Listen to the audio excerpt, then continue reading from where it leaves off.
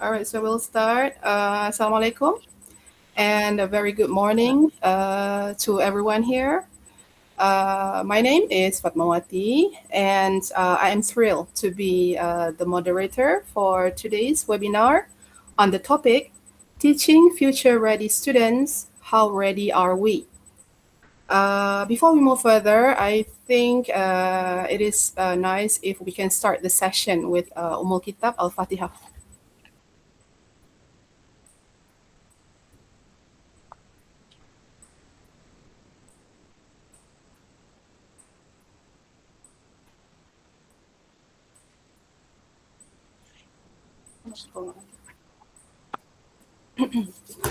Okay, on behalf of the Faculty of Civil Engineering and Technology UNIMAP, I would like to take this opportunity to thank all of you so much for taking the time to join us today. Okay, so let me go a bit into the introduction speech, Prof, if that is okay. Sure. Okay, all right, hold on. Okay, where is my introduction speech? Okay, hold on, wait.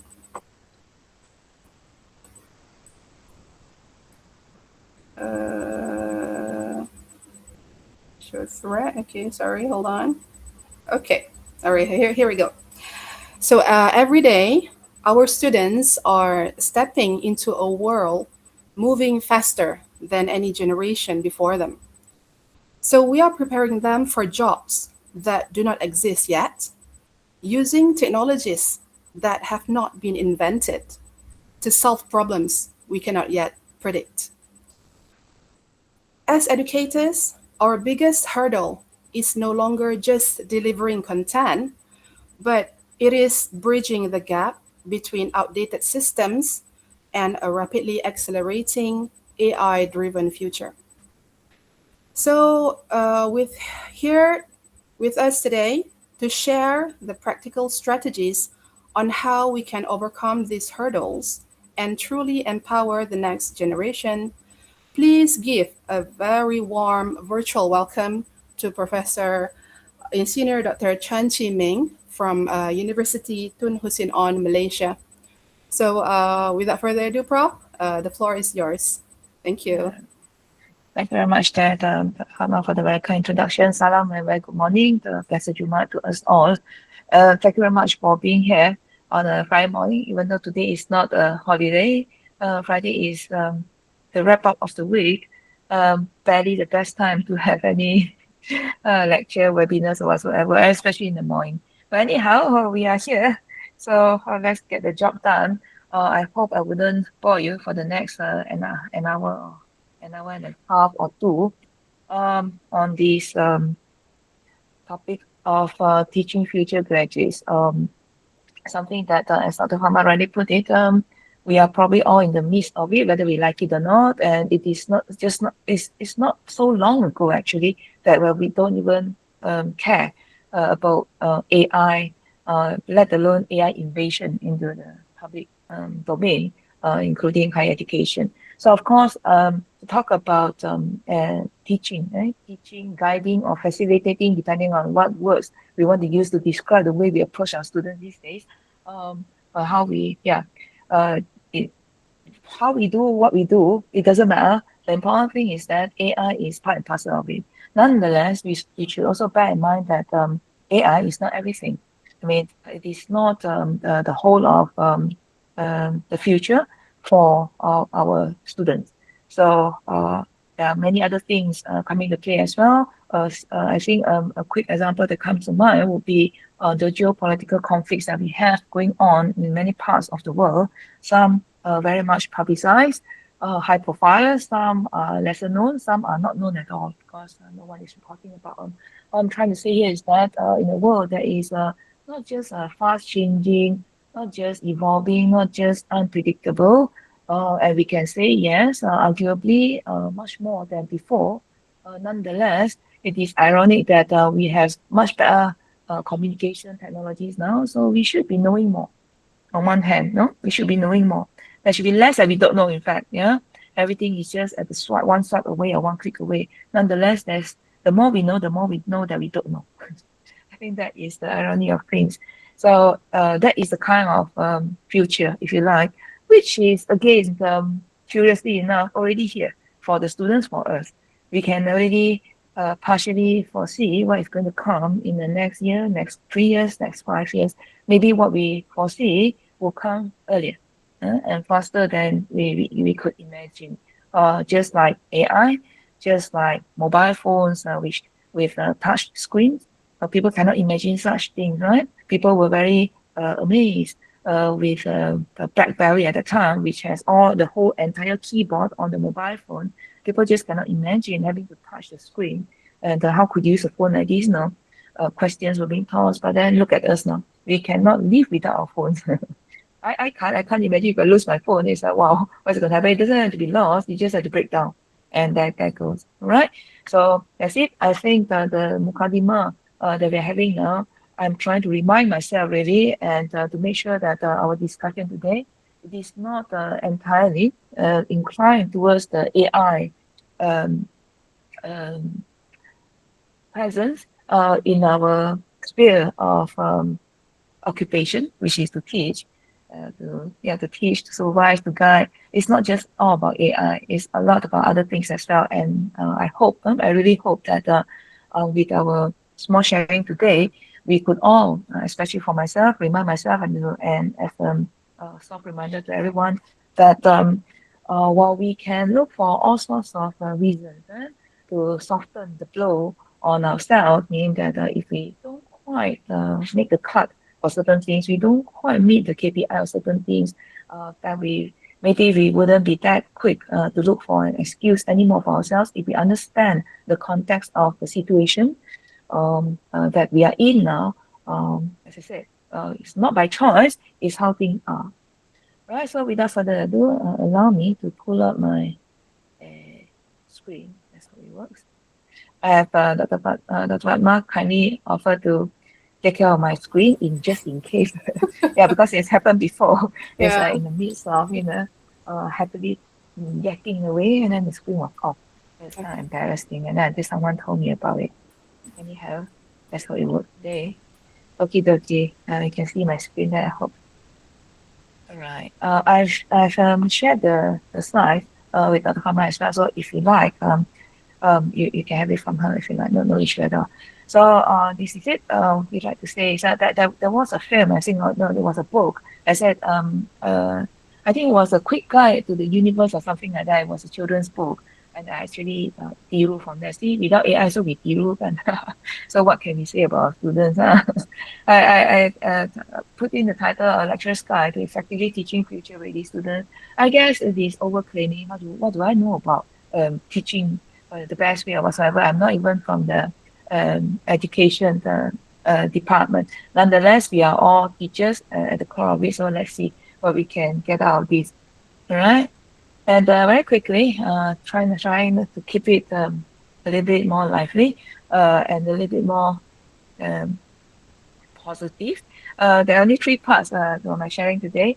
As you can see here, we'll go through what the future is like, which is not waiting for us to adapt or to adopt or to get used to it. It's already here.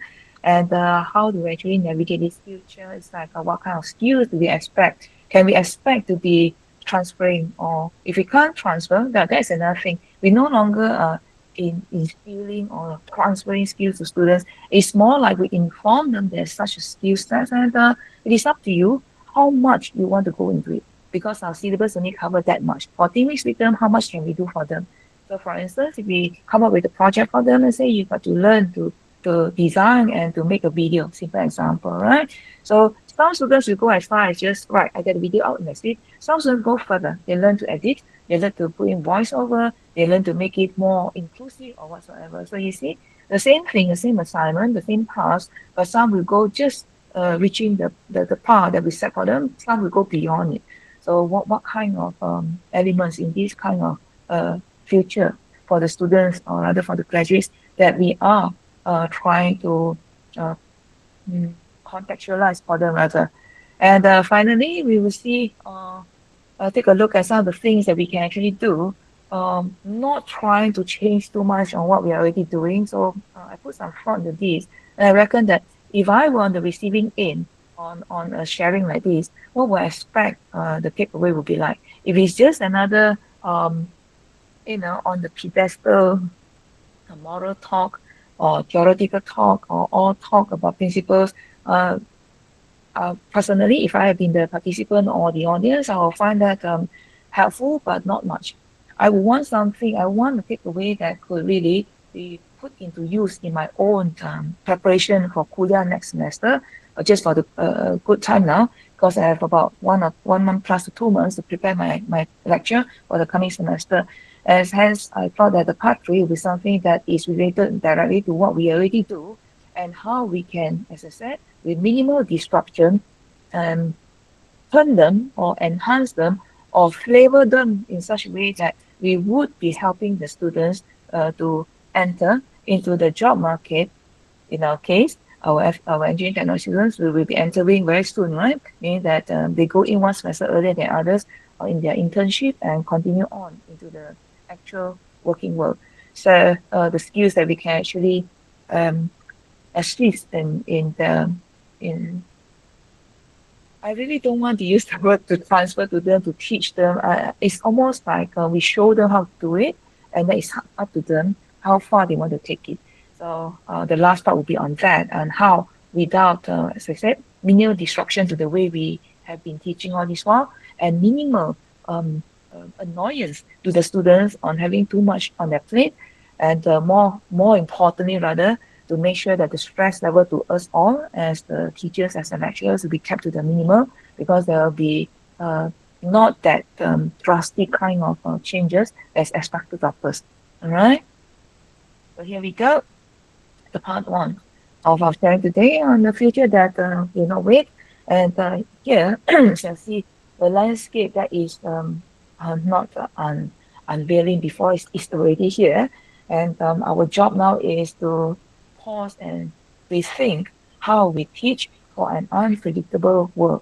So you look at this, wow, already have the rethinking, already we have unpredictable. So it's like a double dose of challenge there. It's all right. You see, the whole point is that we try to enter into this or to embrace this, to take to it in a smooth, with kind of a smooth landing. Okay. So in preparing our students for a world that we cannot yet see, are we preparing them, uh, or are we not quite doing it, or are we actually tying down their feet? That is the worst part, where we are not doing the right thing with our students and putting in them this mindset that it's all right to know what you already know now. It's all right to just score the A's. It's all right to just complete the syllabus. It's all right to just have the transcript. Oh, and that's it. It's all right to just come to convo, get your put on your mortarboard, or go on stage, grab your scroll, and that's it. It's all right just to be like that. No, that is not good enough anymore. Because the truth is, none of us can see what the world will look like in future. We say not, we can't see it clearly because vaguely we can see it. We can somehow predict to a certain extent. But what we definitely cannot predict is how soon it will get to us. How soon? And the pace of it coming to us will really affect on the actual landscape that is unrolling in front of us. All right? And something we cannot see, bear in mind. And it is changing a lot faster than the way we are teaching our students. In other words, if you look at this dydx phenomenon, we learn calculus, right? You have two objects moving at different pace, at different velocity. So when would they meet? So we use dydx, right? But if we do this, they will not meet at the point that is within our eyesight. It'll be somewhere that is very, very far away, most probably, or it may not even intersect. That is the surprising yet not surprising part. Why?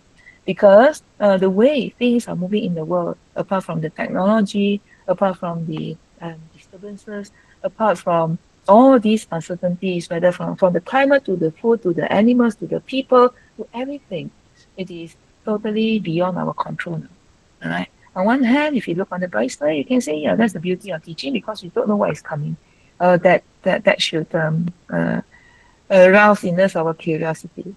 Well, the main forces that is shaping the landscape of future for our students, especially our own graduates in civil engineering technology, meaning when they're going to the construction world, they're going to a discipline that has that is multi-facet.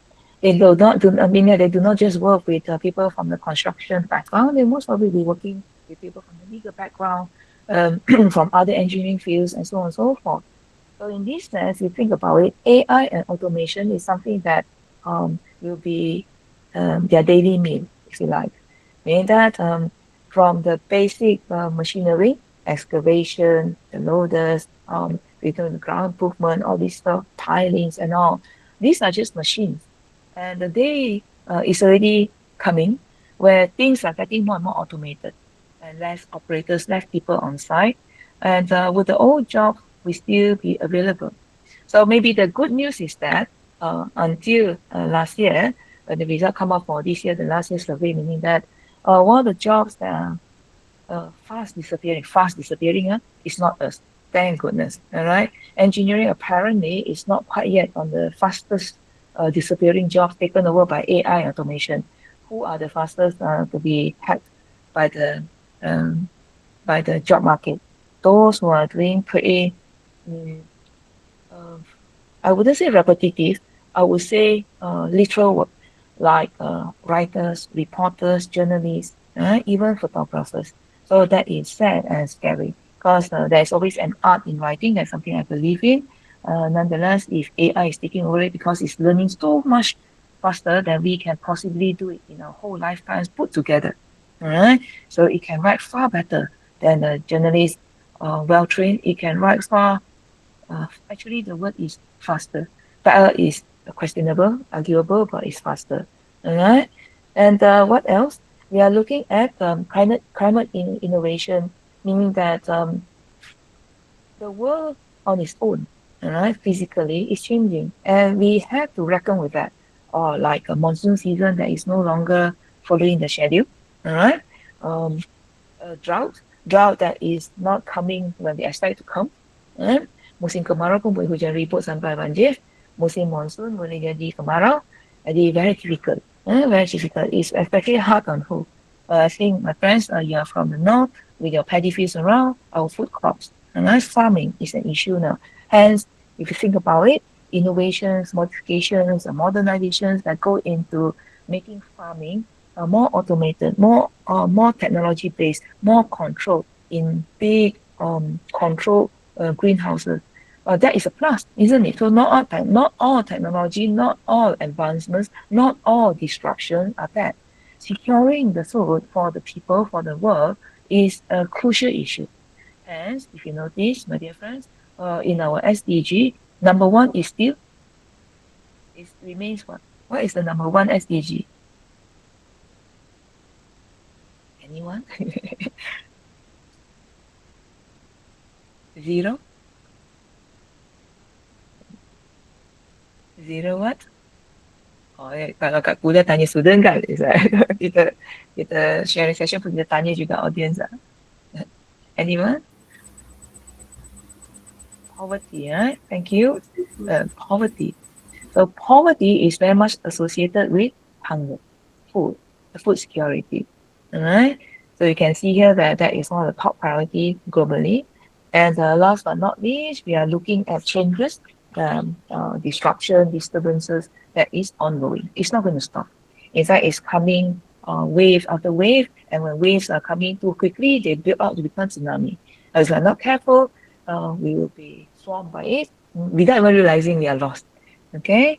The long and short of it is that I highlighted at the bottom for you. Our job is no longer to predict the exact shape, the exact way the future job market will be like for the student, will be demanding for students, but rather to help them, to grow them, to flourish, to to thrive, all right, to do well, regardless of how it's going to be become.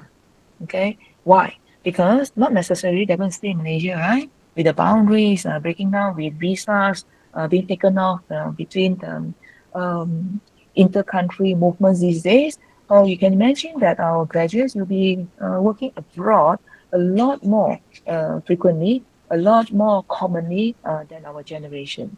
All right. And if you take a look at this diagram here quickly, whatever we are teaching now on the left-hand side of the circle, you can see that it is mainly about what I'm talking about myself. It's about facts that we already know, theories, principles, frameworks already established. Some career paths that we imagine we did that, we went through that, so the students should go through that. You get what I mean? Well, the truth is, in this future, that the students or the graduates are stepping into on the right hand side, as you can see, it's no longer a circle. It's like a jelly-like, formless object. Unforeseen challenges, new technologies, shifting industry. So you think you wanted to go into the construction industry? Maybe in 5 years' time, there's no such thing as a construction industry anymore. Everything is 3D printed. Maybe we have gone that advanced. So we still call it construction, or we call it modular building now, for example. All right. So these are things that we got to bear in mind. And in between these two, a future that we cannot see, but a future that we can somehow foresee earlier, and with what we have now, surely there must be some kind of overlapping there so that we can bridge the students across when they become graduates.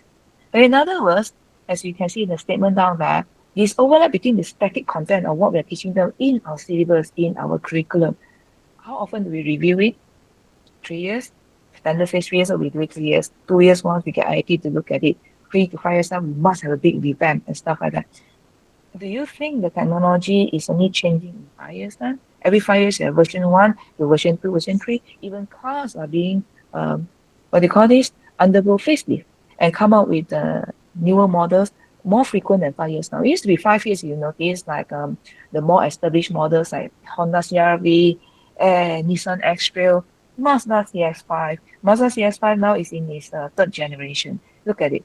It used to be every 5 years that they do a facelift and come out with a new model and get the fans to buy it. But now the term is getting shorter. I think Mazda CX-5 was about barely into fourth year. It has the next generation coming out. Happen to know, yeah, I bukan fanatic cars. Happen to know because I have a colleague, I have a good friend who is into Mazda. First generation, second generation, third generation. So mereka asyik tukar CX-5 aja.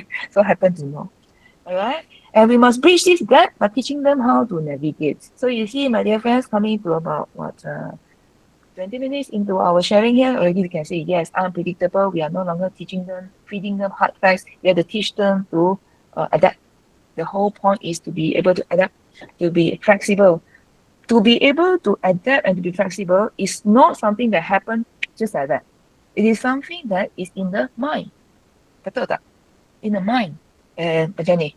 Sebelum ni 10 PRO. Tiba-tiba 11 PRO. So tiba-tiba nak 12 PRO. Tiba-tiba nak VBE. Kita pensyarah kan? Tiba-tiba terima arahan. Nak kena ada VBE. Kena pastikan ada SC. Tiba-tiba knowledge profile kena incorporate ini SK mana? Mana TA tu?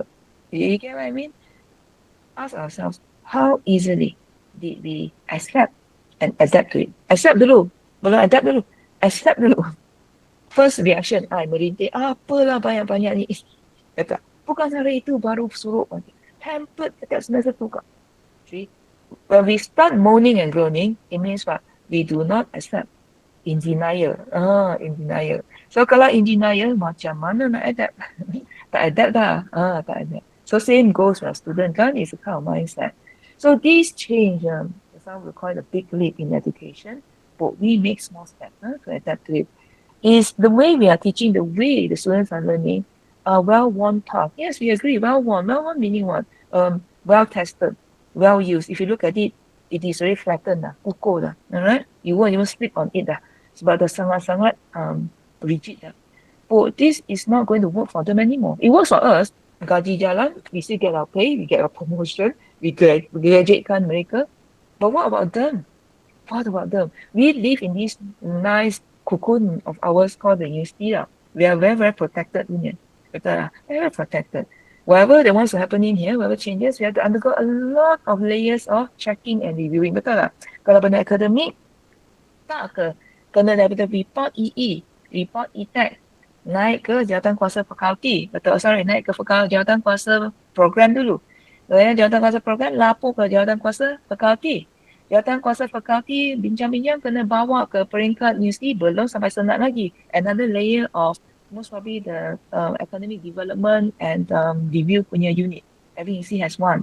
That is done dalam academic review tu sedia ada beberapa jawatankuasa. What we talking about? Is it about curriculum development or are we talking about teaching learning delivery? Few jawatankuasa tu kadit angkat ke senat. Batas sampai ke senat, tak ke 3-6 bulan kemudian. Betul lah. Untuk endorse job fine, yes, tolong implement ya. So kita pun terpinga-pinga, oh, that was like so yesterday dah. And then we have forgotten about it dah. Macam tu lah. And then when we terima, what do we say? Kita banking sekejap dulu. Oh, moan and groan. Denial dulu. So another 1 or 2 months pass. Third month, terpaksa dah semester nak begin, okay lah buat. So all in all kan, almost a year late. And then we want to talk about in pace, in pace with the changes. We are, all into the well prepared for the disruption, well prepared for the changes. Actually, we are almost always lagging behind. And itulah. Oh, so you can think about this thing. Kena buat sesuatu lah kan. I cakap pasal I bukan you. Alright, kena buat sesuatu ni. Why? Simple aja. Terima duit orang, gajian. Maka kena laksanakan tanggungjawab. Simple je. Betul lah. Without this job, we got no money. We got no money, we cannot survive, cannot live. Tak tahu lah kawan-kawan yang ada side income yang more than our emolument lain kita, the business lain kita. I'm talking about, contoh ni, I only got this job. If I lose this job, I become homeless. Macam tu contoh, cannot pay for a car, cannot pay for a house. So if this is something that I do to put food on my table, alright, first thing food, to give me a shelter, to give me a ride, a car, and to provide me with security, then this is something that I got to make sure it is always clean and pure as possible, that I can jaga lah. Macam tu lah. Boleh lah. Okay? Maka that brings us to, we have to be the wayfinders to craft, to if you like the word is explore, and meneroka new ways so that our students can leave us with certain level of confidence into the world out there. And you notice the word here, we navigate alongside our students. Why? Because we also don't know. They don't know, we also don't know. Of course, they know less than us because they're still young kan. So kita ni yang lebih tua ni, yang lebih tahu ni memang ada tanggungjawab lah untuk bersama dia. So you notice my dear friends, kalau cakap macam tu, ini macam dah our job, level teaching dah menjadi supervisor macam facilitator. Exactly lah.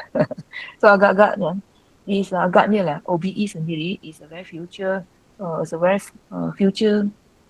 looking, future ready punya approach. So what does OBE philosophy say? Teachers are no longer teachers. Teachers are facilitators. Betul tak? OBE punya philosophy.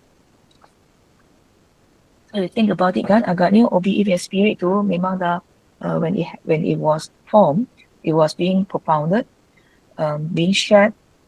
It was already catering for the future in a way. Kita yang tak sedar. Anyhow, if you take a look at this very scientific or rather space-like iceberg, you can see that at the top of it, whatever we can see, whatever we are doing is always about facts. Alright? Facts here, facts there, facts everywhere. Agak-agak lah, kalau cakap pasal facts saja kan, student tak payah datang kuliah lah. Betul tak? Dia boleh belajar sendirilah. Lagi banyak online. 1 hour kuliah dengan you dengar seorang mengajar. 1 hour story belajar topik consolidation. 1 jam, you boleh cari beberapa pensyarah online untuk ajar you. You agak-agak dia lebih pandai dengar 3 orang pensyarah MIT, Oxford, Yale University talking about it better than just me talking about it. Definitely. Apa? Kalau nak cakap factual. That is taking away student punya attitude, semua tu lain cerita. Curi tulang, tidur, tak buat tu lain cerita lah. We're talking about just looking at the facts, just taking away all these human factors. Alright? At the bottom of what we cannot see, at the bottom of the iceberg is what? How to think sebenarnya. Look at the elements that we expect our students have. Critical thinking. Memang dalam PLO kan. Creativity, dalam PLO. Problem solving, dalam PLO. Ada. So you see, my dear friends, tenang-tenang je, tak payah stress. Nothing new. It's just that the way we emphasize in our teaching aja sekarang. Ya, macam tu lah. If we summarize it, kan, what we have spoken about earlier on, the way things are is that kita from Synergy Technology. So certainly our program is very much tied up to what? The industry. Logic lah kan? Logic. At the moment, that's why we have IAPs, EEs, we have all these industry engagement. And we send our staff, we want our staff to go for PE lah, all the professional punya trainings and what do you call those things? Acknowledgement. All right. However, if you take a look at it, today we are talking about the curriculum that prepare a student for a certain career. Nah, jadi engineering technology in what field? Whether there is a career.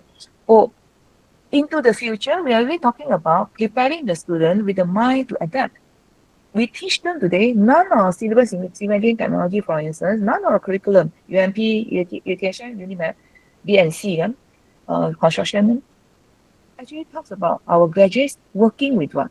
Working with offshore companies. None of us are talking about that. But we do have graduates already working in oil and gas now. We do have graduates who are already working in offshore situation, dredging and so on and so forth. Did we tell them that? In our career fair, we never even mentioned that. Betul? Never. We never told them that. But they're already there. So the very few who are there were able to adapt. But we know with the way things are changing out there, there will be more of graduates going out who need to channel into these other areas. Are we preparing them for this kind of mindset to adapt into jobs that does not have the word civil pun kat depan, tak ada construction pun. Kalau dia sebut dia pekerjaan, orang tak tahu dia civil engineer background. Macam tu lah. Okay, number 2, we are very factual punya content kita. Terzalgi cakap macam tu, Terzalgi cakap macam tu lah. Banyak kapasiti teori kenapa kena ubah-ubah. Dia tak ubah. Teori tak ubah. Bernoulli, Darcy, it doesn't change. Obviously, all the theories and principles are already there thanks to our forefathers in engineering who established that for us. But the way we are informing the students about it so that they can use that in their future, full stop. Whether they work, whether they go for their postgrad studies or whatsoever, how do they use that? So it's no longer about rote learning and hafal mati macam tu. Ambil buku koyak, bakar, minum, settle. No, it doesn't work like this anymore. What is it now? Asking better questions. How can you ask good questions if you are not thinking?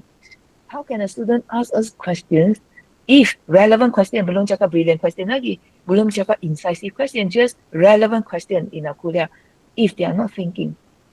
If you ask a question, any question, dia tak ada question, maksudnya apa? 1, serba faham, kita teaching sangat bagus. 2, most likely, memang tak faham, tak pay attention. Nombor 3, paling bagus ialah dia diam sejenak sebab dia dah dengar, dia dah faham, dia tengah fikir benda lain lah yang berkaitan. Dia cuba nak tanya. So that is about critical thinking. Number 3, we want trainer to become expert the answers now. Betul lah. Kelas orang bos tanya semua tahu ya. But actually, that is not the way it is. There's no longer the need to hafal things. In fact, everything is at your fingertips. Why kena hafal-hafal ni? Formula-formula tu. Kenapa kena hafal? Sebab tu dalam exam test kita setuju. Formula bagi. Cuma dia kena tahu mana satu nak guna. Betul tak? Apa gunanya kita simpan formula? Tak boleh bagi. Masa exam dia kena hafal. Those days are gone dah. Betul tak? Why? Because you want to train them, alright, to learn to become co-learners and facilitator. Meaning what? When they are done with us, we go out there, they become senior pula, betul tak? You bayangkan dia jadi pensyarah lah, senang lah. Senang macam kita. Dia become a pensyarah like us. What kind of pensyarah do you think you want them to become to be teaching your kids or our kids? Do you want them to be teaching like us to our kids? Or do we want them to be teaching in their way so that our kids will be ready for the future that we cannot see? The future of the future. So really it's about starting from now, we have to start adapting we ourselves, becoming what? We are partially still their teacher because we are in the Asian punya context. Asian, we always teacher, student punya demarcation is very clear punya. Once that line is taken off, we'll be like Mak Saleh. Students coming, bukan panggil Dr. Chan, panggil, "Hi Cik Meng, jom tanya macam mana jawab ni. Hi Fatma, macam mana?" Terkejut tak? Pengsan kita. We are not there. Our culture doesn't, I wouldn't say doesn't permit. Our culture doesn't teach us that. Not everything about the old is bad, yeah. Culture is who we are, what we are, our identity, kan? So it doesn't mean to be maju is to adapt everything, adopt everything that the so-called advanced countries do. No, I always think that we being Asian is one of the main reasons why our cultural roots are one of the reasons why we still remain socially viable compared to uh, the more advanced countries because we pegang to our roots. You bayangkan your kid come back and call you by your name. Bertahan tak? Abang pengsan 2 kali tu. Contohnya lah. Right? Simple kan? Simple thing like this. Right? So this is where we start to think about how, right, to keep these values in them while they evolve to become the next generation of teachers, next generation of leaders. And last but not least, about the way we determine achievement of our students, our graduates. We use grades kan, ABC, maka 80 ke 81 dan sebagainya. Grades kan, CGPA ni no longer tell everything lah. Remember at one time we have this silver book from KPT kan, kita ada spider web tentang student punya soft skills, but no longer in use again. That was something that is again looking back with the benefit of hindsight, it was something that was future ready sebenarnya, betul tak? Future ready. Because looking at the results is one thing. Now with AI, shouldn't students all be scoring? Shouldn't they be scoring? They should be scoring sebenarnya, especially for the coursework part kan. Final exam lain cerita lah. By the time they just come, my dear friends, the students are allowed to use devices during final exam. So our questions kena sangat mencabar lagi. And when we mark, we also use AI and technology to mark them. Contohnya. You get what I mean? Things have become so subjective and yet objective. We never know. All right. So in this case, we are talking about grades gradually. All right, gradually moving into what? Assessing students' level of adaptability and resilience. Bertahan tak? Kalau bos hari ni cakap guna BIM version 2, tahun depan upgrade version 3. Dia boleh tak? Belum lagi cakap alatan-alatan yang dah automated, ada software to upgraded. Kan? Everything must be upgraded over time kan. Kalau tak, company kena make money. Alat tu tak rosak. Beli a long arm excavator to do dredging, it doesn't break down. Until 5 years later, baru the arm will give way. Kalau every year nak replace the arm, tak ada siapa nak beli lah kan. But how can we make money from these clients? So we sell you this year, within the next 2 years, you must update your software. Kalau tak crash. Macam tu. So to update, me as an operator of it, expert using the equipment, my boss will tell me it's going to be upgraded. I tak suka, boss. Every time dia tukar dia software, I kena belajar. Tak boleh. Are we ready? Are our students ready to adapt to this kind of job environment? And okay. And to summarize it, it is no longer about teaching them to go for exams, teaching them to score. It's really teaching them to ask questions. No? They need not voice it out loud to ask us, rather to ask themselves. Right? Simply because the world now is in a station where the silent ones are going to be left behind. As it is, zaman kita pun the silent ones selalu pun left behind, betul tak? Silent ada dua aja, sangat pandai dengan sangat tak erti. Dua situasi saja. Okay. So, now lagi lah, dia tak mau cakap, mana tahu dia nak apa kan. That's why kita terpaksa dalam kelas gamify our lessons, letak apa, quiz it lah, word cloud lah sebagainya. So dia segan lah, introvert, mulut tu macam ada genggam apa, ada mama gold bar or something tak buka terjatuh keluar baik-baik betul macam spirited away kot. So dia kena lah buat this apps orang jawab dia apa. So tiba-tiba semua ada mulut pula. Quote semua ada virtual mulut. Semua pandai bercakap, idea banyak pula tu. Dia suruh angkat tangan, semua pandang bawah. Tiba-tiba semua macam tak tertengkuk pula. Contohnya lah. So really kan, it belongs to those who ask, who imagine and they create. So if we are introvert, we ourselves pun human being, kita pun ranking pun introvert juga contohnya kan.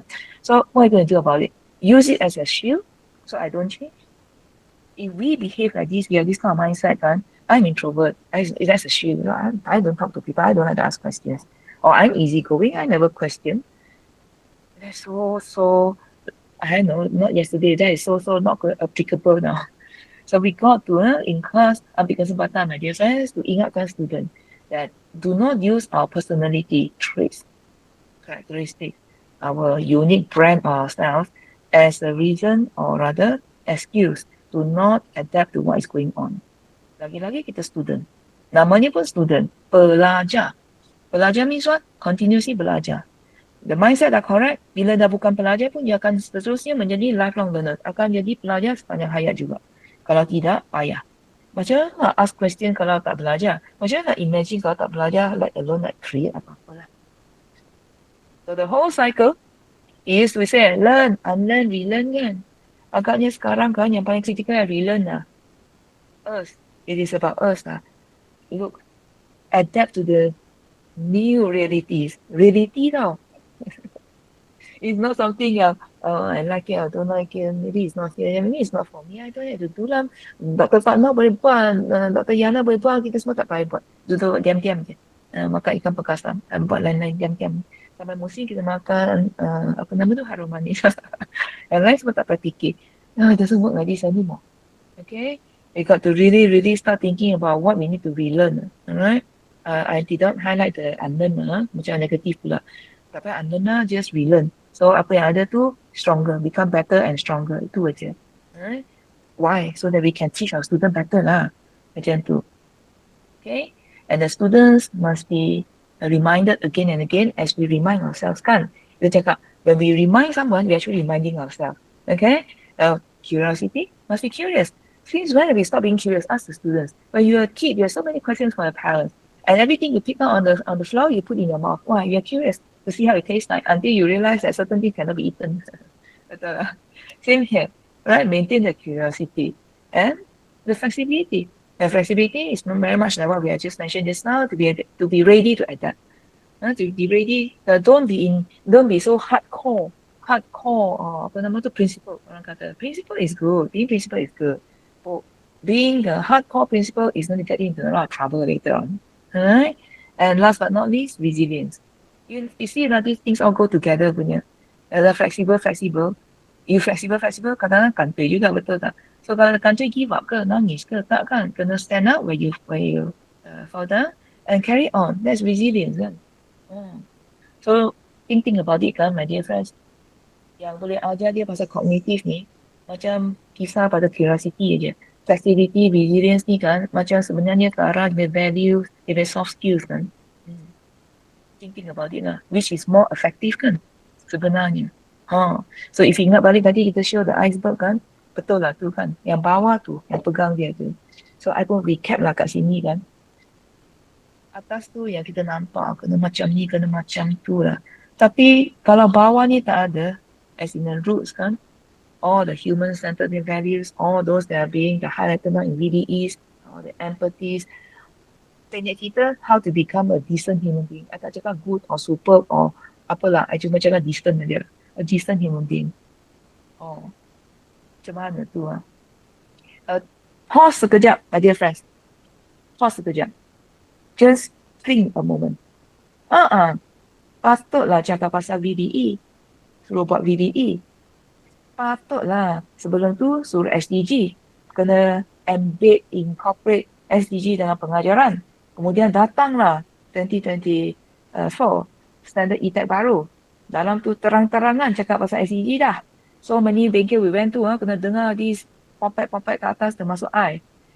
Semua cakap pasal SDG. Rupa-rupanya dan SDG dah terterap all those values.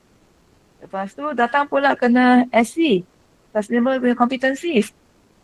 Kena buat lagi. So the syllabus become more and more syarat, more and more things, more and more mapping, more and more gerimis punya carta dah. Recently, nak cakap pasal Gen AI pula.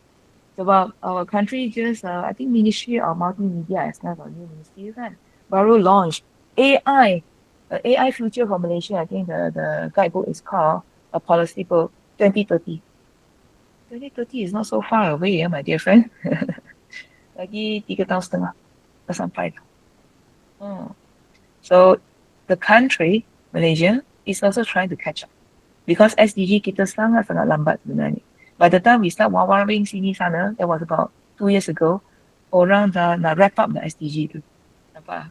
Kita baru pampangkan SDG punya logo sini sana, poster sini sana kan, orang dah nak tukar baru dah. So this time around, the nation could quickly catch up with the AI thing. So the other can look up in it. It's called, I think, AI Future Malaysia or something like this, 2030. Right? And all these kan, you think about it, all comes down to what? All the advancement, all the changes going on out there, all comes back to our job to make sure that our students are ready for it and always rooted with the correct values as a good, decent human being. And we cannot do this on our own. We can't do this on our own anymore. We got to work together lah. As well as I told Yana before I left the other day, there are only three of us of the same. UMP, UNIMAP, UTHM. Tiga je yang ada the same program. It's time that we got to sit down on the other three parties and see how we can work out something for our students. Because on our own we can't. Myself, we do it together. It's more fun. The more the merrier, and we can come up with ideas that are more creative, more inclusive, and more, if you like, bombastic for everyone. Okay. So at the end of it, you can see here, we summarize it. You got to learn, unlearn, relearn the engine there, plus the values. Okay. And together, barulah, we come up with graduates that are human beings at the core of it. All the others are just peripheral. Kalau human being pun tak elok, tak payahlah lain-lain tu lah. Nak cakap macam tu lah. Boleh lah. Okay? Ni tak apalah. I would like to get you ke sama-sama lah, think about it. A small exercise so that you get rasa bosan and also to recap ourselves. Theory, no point. Might as well do something about it. First one, you look at the left-hand side. Can you think of something, a skill, a knowledge, a tool, whatsoever you learned about 10 years ago? Okay? And now, don't talk about it. Nobody knows about it. Give simple example. Typewriter. Maybe some of you here, my dear friends, who are young, they don't even know what a typewriter is. Okay, contohnya, all right? And think about it, write it down. Obsolete, entirely obsolete, no. Totally tak ada, tak wujud lah. And then, identify also a soft skill or a certain mindset, a certain idea that you use for yourself to adapt to these changes.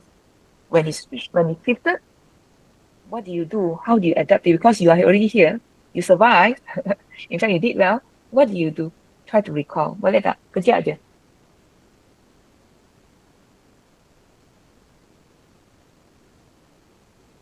Two simple questions.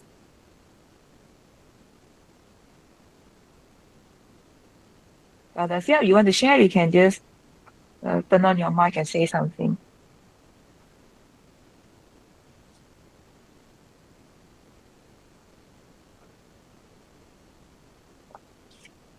OHP ya nak.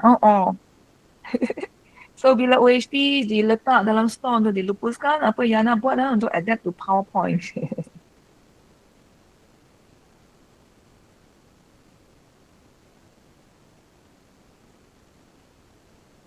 Dia OHP risau young friends dia tak tahu OHP tu apa. Overhead projector lah. I see kat UNIMAP pun tak ada dah benda tu. Overhead projector, you put in all those transparencies on it and then you show things. So pensyarah teruk-teruk kena tulis, lukis, color pen. Then modern sikit, apa beli transparency yang mahal sikit, boleh print out. So print cantik sikit lah, kemas sikit lah.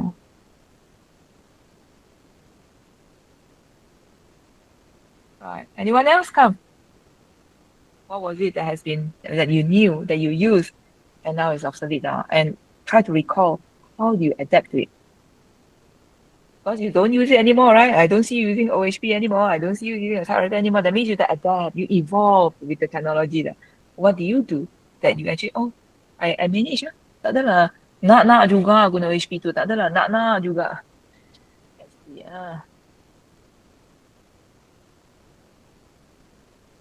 floppy disk, yes, yeah. Totally forgotten about that. The big ones and then become the small ones. Both are no more now. Yahoo Messenger. Okay. So how do you change? How do you change from using floppy disk to CD-ROM kan mula-mula. Lepas tu baru cloud computing and all. How do you adapt to it? Anyone? Or you just survive aja lah, buat aja lah. No choice pun. Takkan nak angkut tu apa typewriter pergi kelas. Tak. Nanti orang complain bising. Or black and white punya mobile phone. Tak kau nak bawa macam tu lagi. Nokia 3110 used to be the hype one at those days. Tak apalah. Kesimpulannya kan, we all came through it kan. You can list down many, many things, hundreds of things, thousands of things, items, objects, skills, equipment, technology. They are no longer around today. Bukan no longer around lah sebenarnya. They are being replaced by more advanced tools. But we survive. So meaning what? The tools may have expired, but your capacity to adapt did not. It's still here. Yeah, still here. Oh, so that is very positive sebenarnya. Think about it.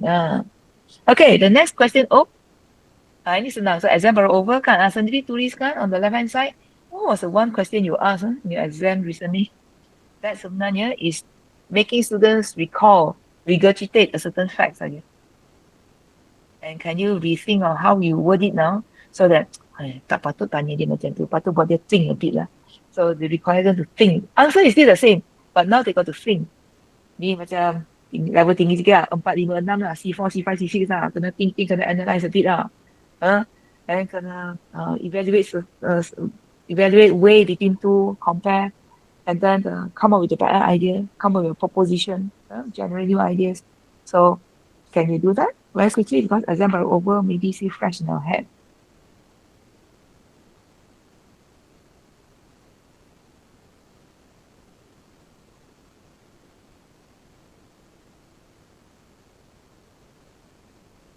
More these days we have this AI punya tools kan, boleh lah minta dia polish or revise the question for us lah. Tapi janganlah obvious sangat kan. These days kan kita kan ada soalan betting kan, sana look at the questions kan. Tahulah guna AI, jangan melampau. You know, macam satu peringkat macam tu. Buat essay ke apa. Maka 5 je. Soalan kontok je. Tapi muka 5 tu, kena consider juga lah. You see, new technology open up new problem tau. It brings new problem juga. So we start to craft questions that are too long, out of context, tak sesuai pun dengan markah contohnya. Students will read, take how much time lah contohnya kan. So in this case, I'm sure you can do this. I thought this will be a good exercise for ourselves kan. Bila the set questions of semester depan, boleh lah guna this approach. Take the same question now and ask ourselves, how can you make it to the next level? Next level tak semestinya kena naik ke C5, C6. Next level means making students to think before dropping the answer there and not just muntah balik jawapan macam tu. It's a small thing. One that comes off the top of my head now I can think of is contoh. If I had to ask my student the question in some mechanics, list down the types of the 4 categories of soil in classification. So the list lah, betul? Gravel lah, sand lah, silt, clay. So the question is just memorization, betul? But if I word the question is apa nama tu? In natural environment, soils are found in different forms. List 3 kinds list 3 or list 4 kinds, 4 types of soil with the environment where you find them. Then they're gonna start thinking dah betul tak? Sand, mana sand? Dia tahu gravel, sand, silt, and clay. Sand, where to find? Oh yeah, the sand on the beach. So that is making them think. Simple example je. Contohnya. Alright, so these are little things that we can actually do for the students because the more we make them think away or beyond the textbook rather, the more we can train them to not always keep their vision kind like tengok soalan tu je, kiri kanan semua dia blind, tak ada macam tu. Dia senang nampak, dikaitkan dengan perkara-perkara lain. Alright, so that is a wrap for part 1. Don't worry, as we go along, it gets briefer and faster. Awal-awal dia kena warm up. So always follow your heart, but take your brain with you. I like to tell my students this. First is a heart. Then after, my instinct say like this. If I feel pain pun sini yang rasa, bukan otak yang rasa. More recently, the neuroscience people somehow found that yes, there's some kind of nerves that connect the brain to the heart. That's why we say we are super happy we feel here. We even hold here. We don't hold our head. I'm so happy hold the head. No, it doesn't work like this. So somehow, apparently, medically, scientifically, that there is some truth in that. All right. Okay, dokie. So quickly we move on to the second part. That is about what are the stuff, all right, that we should be emphasizing in the growing our students as future ready graduates. All right. Take a look at this diagram. Dia tak lain kan dengan apa yang kita biasa tahu. Kena ada cognitive, kena ada social emotional punya element, digital, technical, and personal development system. Semua ni dapat tengok jauh-jauh, semua terangkum dalam dia punya PLO. Betul lah. Nothing new. Nothing new actually. Alright? So when we realize there's nothing new, meaning what? It's not so difficult to do lah. It's not new, maka it's not difficult to do. I just have to tweak things here and there. Tighten the screw here or loosen the screw there, tweak it a bit here and there. Alright? Let's take a look one by one. So the cognitive is pretty straightforward. We repeatedly say this. Students must be reminded to keep their curiosity as a child. Okay, continue to feel apa nama tu, always wanting to ask a question, always asking why. Senang cakap macam tu lah. Always asking why and how. So asking probing questions that can challenge their assumptions and explore beyond surface. So I give them a certain experiment that is done, it's factual. But what is beyond that? All right, instill in them curiosity. The result doesn't come out as should be in a normal plot. Why? Start thinking. Graph naik, graph turun. Orang punya naik, kemudian gradually plateau. You punya naik, kemudian menjunang. What happened? It's because we never bother, kan? We never bother to go through this return. When it come to FYP, pening kita tengok cara dia report data dia. Betul tak? Then we ask ourselves, macam mana kita belajar dulu? Did our teacher tell us? Maybe our teacher pun tak sempat cakap. How did we learn? We learn through the hard way. Masa PC kena tegur dengan supervisor, contoh. Then kita pun tanya lagi, how did our supervisor learn? They got a teacher who told them. But we think back and think back and think back. Some of us, if you were from my era, it was a time where we don't ask too many questions to our teachers. Betul tak? Tak berani cikgu. Question means asking a question to a teacher is almost like questioning my teacher's credibility. Betul tak? So tak boleh jangan tanya lebih-lebih. Macam you question pula dia apa dia mengajar tu. Nonetheless, we still learn. Partially because those days tak ada computer, tak ada internet tau. Macam mana kita boleh belajar benda-benda yang di luar syllabus, yang skill-skill macam ni. Think back. Because tak ada lack of the technology lah, we learn. Why? No distraction. When there's no internet, there's no distraction. Perasan tak? Dulu internet confined to laptop je. Kemudian internet that comes to your handheld devices. Habis lah kita. Habis. Right? So zaman kita, internet muncul kat laptop je, kat PC je. You nak internet, you kena buka PC semua tu. And taklah semua kita kaya raya. Have. Some of us don't have it. Have to go to mak-mak computer dan sebagainya. So internet is a luxury at that time. So if you want to learn something, what do? We have to find in the library, have to ask seniors, ask our teachers and so on and so forth. Even though the resources are a lot more narrow, a lot less, accessibility is a lot more difficult, we still learn because there was no distraction. Tak ada internet, tak ada Netflix, tak ada Shopee, Shopee, Lazada, and so on and so forth. Update all the social media and so on and so forth. Tak ada. So the distraction that is here, so here, almost like our watch, our phones are surgically attached to us now. Dia tak ada, kita rasa mau mati je. Kadang-kadang. Tak ada anxiety, ada phone tak ada. First thing in the morning, get up, ask ourselves, what did we do? Cari phone kan? Ya betul, I cari phone, so I off the alarm. I cari phone. Contohnya lah. Alright? Hopefully bukan buka phone terus nak check WhatsApp, bukan hopefully not that lah. Kena set certain routine.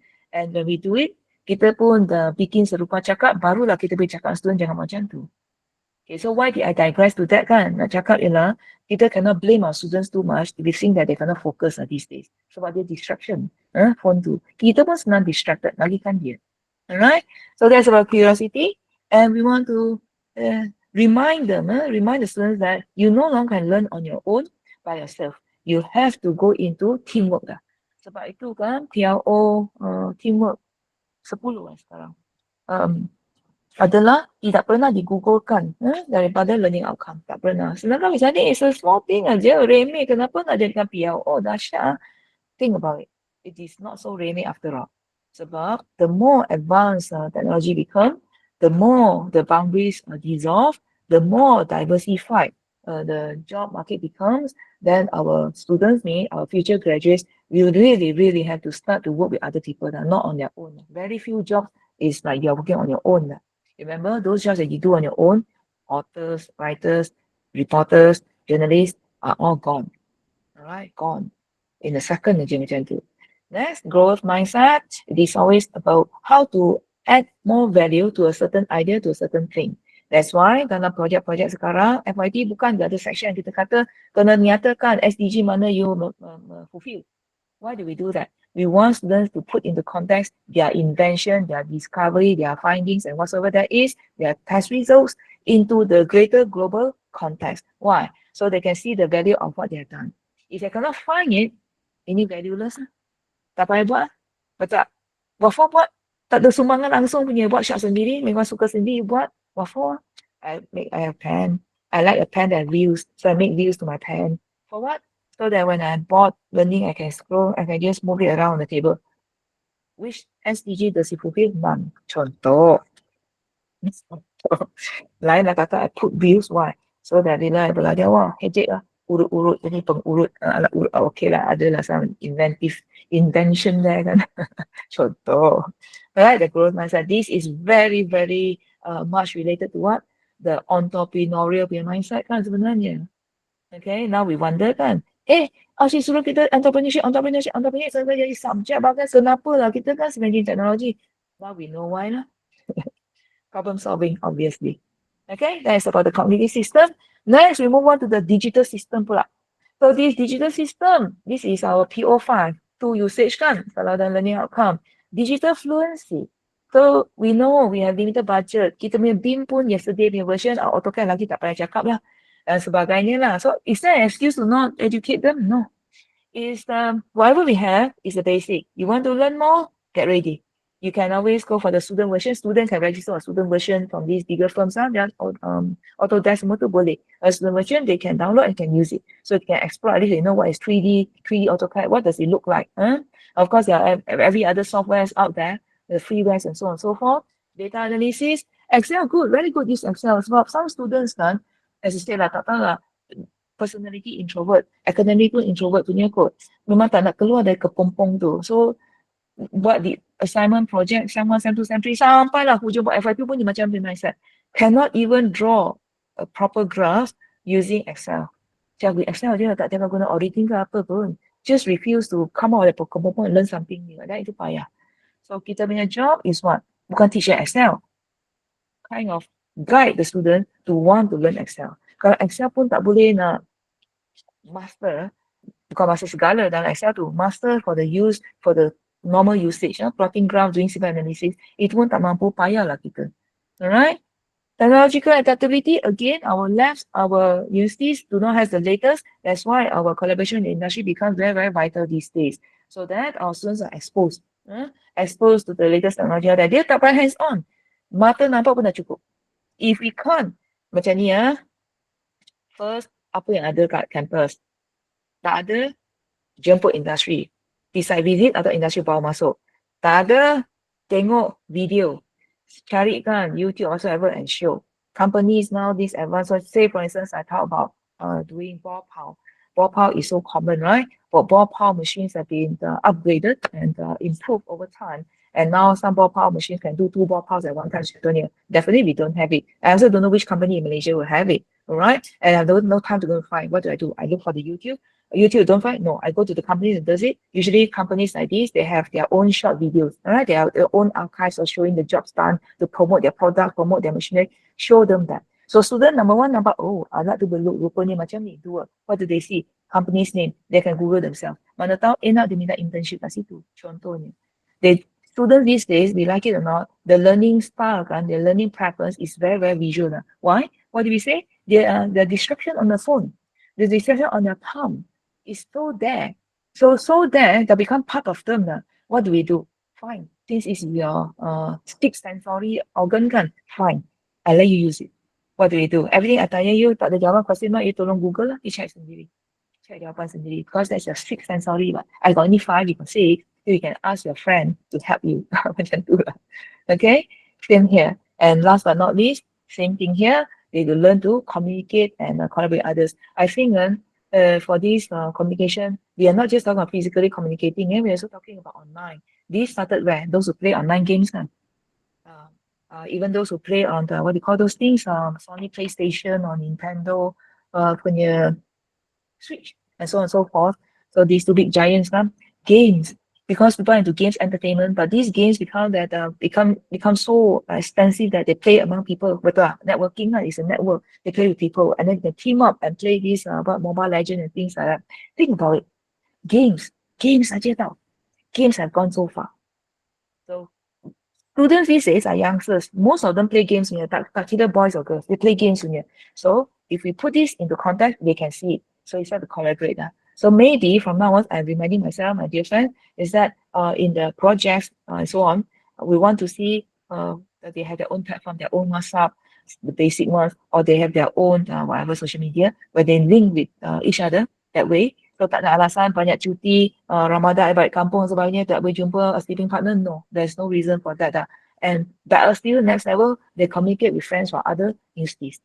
That's why kan, I repeat myself, it's time lah. It's time that the three institutes, the three of us kan, education, UNIMEP dengan the UMP, UMPSA, get together, sit down, so that the projects we run, the PBL we run, if we could arrange them to be in the same semester, so the students of the three universities can exchange ideas there. So that is in a way we help them to learn collaborative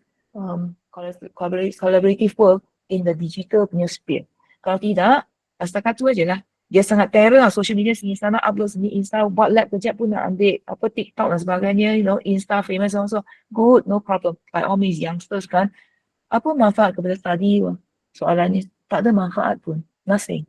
Dan might as well manfaatkanlah apa skill yang you ada tu dengan apa yang you suka buat tu, what you happy tu, benda tu dijadikan sesuatu yang menyumbang kepada academic you. Sebab as a student, as I always have to remind my kids here, your main job is what? Study. Apa-apa you terror lah, MPP punya pengurusi ke, wakil angklung negara ke, main badminton untuk Earth pergi marik main ke, it doesn't matter. At the core of it, you are a student. So kalau the student punya tanggungjawab tak boleh buat dengan elok, the extra curricular activities tak payah buat. Dah cakap extra curricular. Extra tau, ada co-curricular means sampingan tau. You punya curriculum punya tak terurus. Semua subjek B, C, C, D, E. Pointer tu hap-hap aja 2.1. You betul ke nak graduate macam tu? CG bertepek, pengurusi MPP, angklung negara, badminton, dunia, apa-apalah. Is that going to land you in a good job? Then you say, you so old-fashioned, doctor, you must cakap land me a job, get a job because of CG.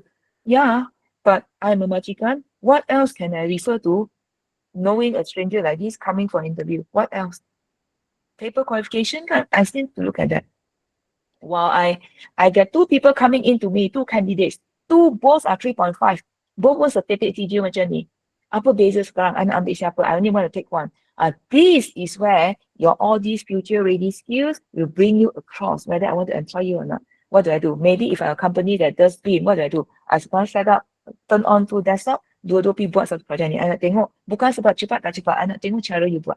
You punya steps, I boleh tahu you faham tak faham. I boleh tahu you boleh adapt ke tak boleh adapt. Contohnya. Right? If I'm a firm that into geotechnical design, of course I shouldn't do design. Well, this is design already done. I give you slide photos and all. Now you sit down, both of you in different room, come up with a better solution and tell me why. Contohnya. So how can our students be able to think critically and come up with creative solutions that is based on facts? Kalau dia tak di-train oleh kita. Ingat ya kawan-kawan semua, we think only we need to change, and we are changing the way we educate our kids.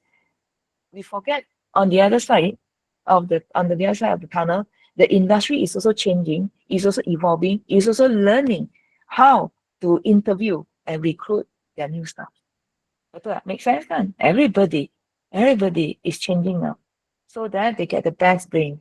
Everybody knows there's an influx of students enrollment in the higher education punya sector. So semua orang, if I wanting to go back to school, youngsters are all going back to school because of the way things are. Older working people are also going back to school, apel A, B, C, Q dan sebagainya, and micro credential, OER, pelbagai platform untuk kita semua become lifelong learners and going back to school. When I say go back to school mean You lifelong learner is lifelong learner. It's satu benda. I just learn. Go back to school means can be virtually, can be physically.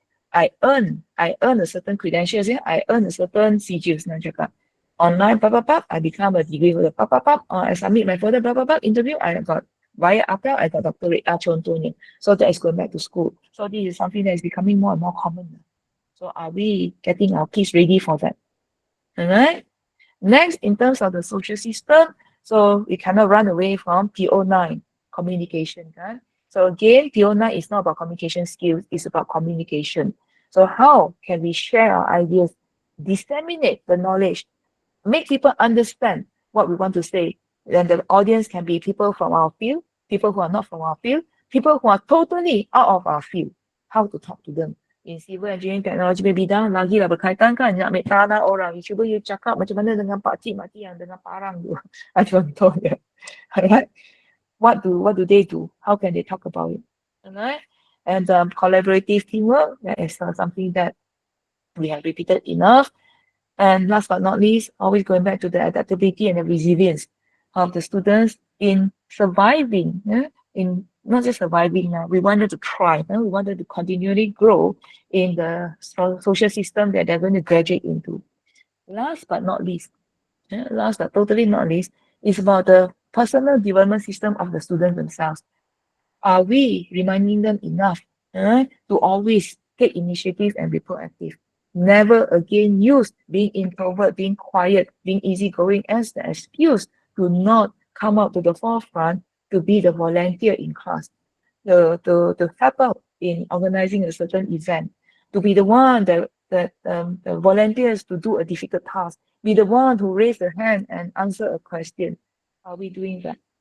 Those days are gone lah. Setiap kali masuk kelas, 2-3 orang ni dia lah bersuara lain tu macam tak wujud macam tu. Cannot be lah. We have to say, we have to remind. Lepas tu nak buat, tak nak buat, terpulang lagi lah. Kalau cakap 5 kali, masih nak diam dan terpulang lah. Okay? And the reflective practices, I think more than before, more than ever kan, we need to get our students to do this lah. To always do some muhasabah diri. Tulis diary, dia akan cakap itu my grandparents pun tak tulis macam tu lah. Zaman-zaman kita mungkin masih tulis diary lah. So agaknya is time lah kan. The kids are being reminded to run some kind of it can be written in their phone, most of it in the phone, no longer a little book with a padlock code, a small diary that writes down that they write down what has happened today that makes them think. Something that menyentuh hati, something that makes them become a better person, something that has changed the perspective, contohnya. It becomes a habit there. And last but not least, self-management in terms of time and the resources that one has. This is especially critical kan among the youngsters these days yang terlalu effectively digitally connected. So busy sangat. Dia cakap busy kat mana? Tengok masa kat situ aja 2 jam lepas dan 2 jam kemudian suka dengan phone tu aja. Dia sangat busy. Updating tu, buying this, selling that, all sorts lah kan. Busy, sangat-sangat busy. So the self-management bit has become more important than before. So very quick, 4 examples I put in here for you. Say we are civil kan, so some civil examples kan. What these 4 apa nama tu components kan, the cognitive, digital, social, and also the personal growth ni, how do they come into play when we are giving assignments or teaching the students in class? For instance, we talk about those who are teaching traffic and urban congestion challenge. So what is the issue now? It can be just another assignment. Okay, we are congestion cadangkan macam mana tambah baik situasi or give me a solution so they have traffic diversion, build a flyover lah sebagainya. Those are good, very good. But the way they do it now, do we not want to think about getting each group saying, oh, don't rush into it. Everyone must show me some kind of digital data analysis. Ada tunjukkan. Okay, kalau nak digital data analysis, kena ada data dulu. Kena lah dicari. Kena tanya dekat majlis ke apa benda, dapatkan some data dah. So we are training them there. And of course, once you got the data, the process, the analysis, dapat result dah, graph, apa nak buat? That is going into problem solving. Nampak tak? So you tie them up without the students realizing pun sebenarnya. So you dalam dia gerimis punya cara, tick, dah ada cognitive tick, dah ada digital skills. Macam tu. Alright. Similarly, if it's about teaching structures or material, structural wear challenge, so how do I know? Sekarang elok-elok buat RC, mana tahu bila dekat report. So This is where they can again use digital explosion. They can put into these softwares that can age the product. Betul lah. You can see today, tomorrow macam kita tengok CSI lah. This person hari ni rupa macam tu. Kalau 10 years time, age akan jadi apa? Cari missing person kan contohnya. So these tools, there are many freewares out there. So students got no excuse, university tak ada software. That. And at the personal level, this will also help them to explore and learn about lifelong learning sebenarnya. So that they are curious, kept curious, and always wanting to learn something new, always and knowing where to find the answers. And it could be if you're teaching project management, a project that is delayed or a project that is stalled, dihentikan.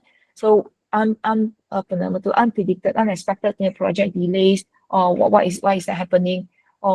Is it because of friction? Is it because of money? Is it because of the local people protesting?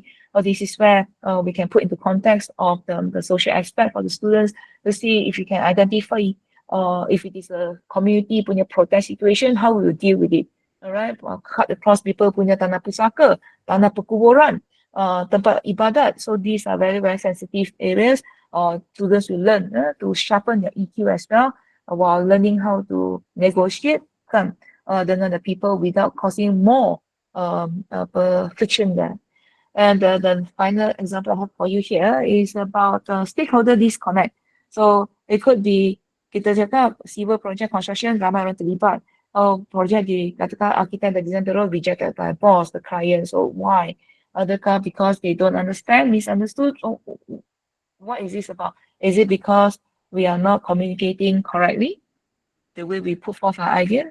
Today, the word is not presentation anymore. Today, the word is pitching. Betul lah. Sikit-sikit pitching. Sikit-sikit pitching. Used to be pitching is somebody businessman tapi pitch your idea kan. Tapi sekarang I rasa is everywhere dah. Even students are taught to pitch. Betul lah. Maybe not a bad thing because when you pitch, there's always the element of excitement. You must win. Betul tak? Tapi kalau presentation, present aja lah. Betul tak? Just present. Okay? And of course, digital skills can be put into place as well, where they will see, they will explore and utilize some of the tools out there for collaborative kind of learning. And so contoh simple, they connect dengan their senior yang dah kerja dekat company such and such yang berkaitan dengan their project. So that is also some kind of digital communication. Dia tak jumpa pun senior tu. Alright, tak jumpa pun, just online je. Okay. So the sum of it all, the sum of it in this diagram or in this table rather, is that you got to make sure that these cognitive, digital, social, and personal elements are being instilled, and always being reminded in class so that the kids kan lama-lama tahu lah, lama-lama tahu. Alright, and I put this in color coding because your next exercise berkaitan dengan ni. Boleh ya? So cognitive is if you like light blue, digital is dark blue, social emotional is orange, amber, and your personal growth is yellow. Okay, can you please take a look at this and think for a moment. Think of a recent moment, baru habis lesson, in your teaching or research, and you find that a bit lost lah, got the direction lah. Okay, ataupun too much information lah, lost lah sekarang, cakap lost lah sekarang. And what was the situation? Alright, identify dulu what's the situation, macam roadblock buntu sikit. And what do you do to resolve it? Because I'm sure it's already been resolved lah. Boleh tak? Can we see? What do you do? Is it like something that you resolve by using your problem solving and growth mindset? It's a cognitive thingy, or you use it together. Usually cognitive thing datang bersama digital lah kan, and you use some kind of tools. We don't know how to use the tools. I engage somebody or ask my friend to do it for me to run some kind of AMN type of benda. So can you pause? Can we pause a moment and you think about it for a bit?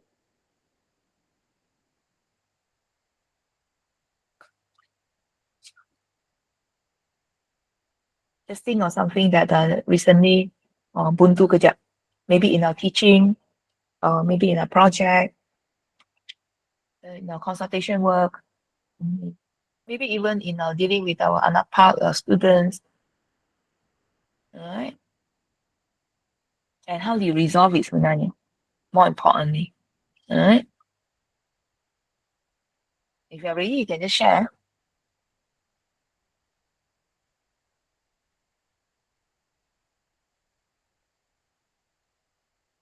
Kita nak ajar budak kan, kita nak instill dia, kita sendiri kena tahu dulu macam mana buat. So this is an example that you can give to your students sebenarnya. Put in the context lah, depending on what you're teaching and the situation. Anyone?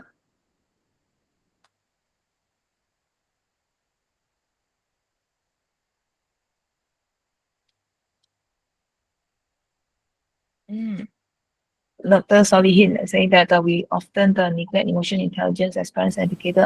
Betul doktor. We neglect sebab kita rasa tak sempat nak habiskan syllabus kan.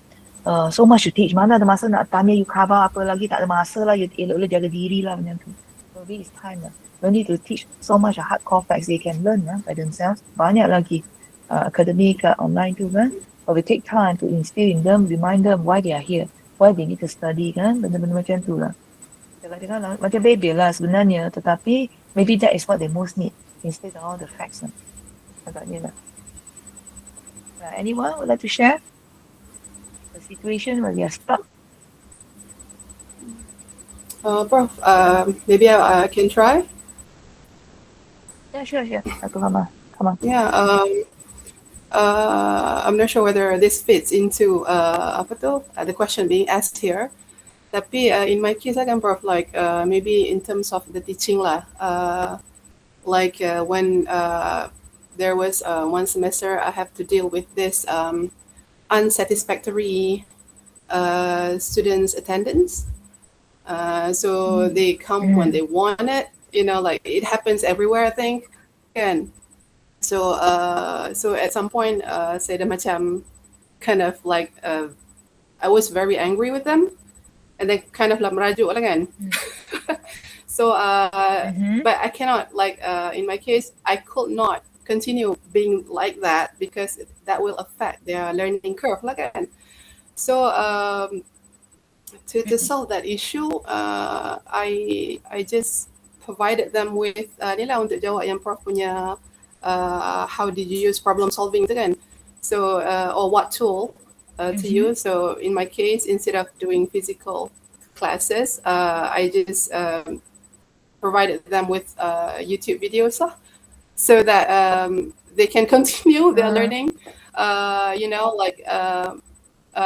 it's not like affecting their learning curve lah, while I was like trying to gather myself back to get the strength to continue with the physical class.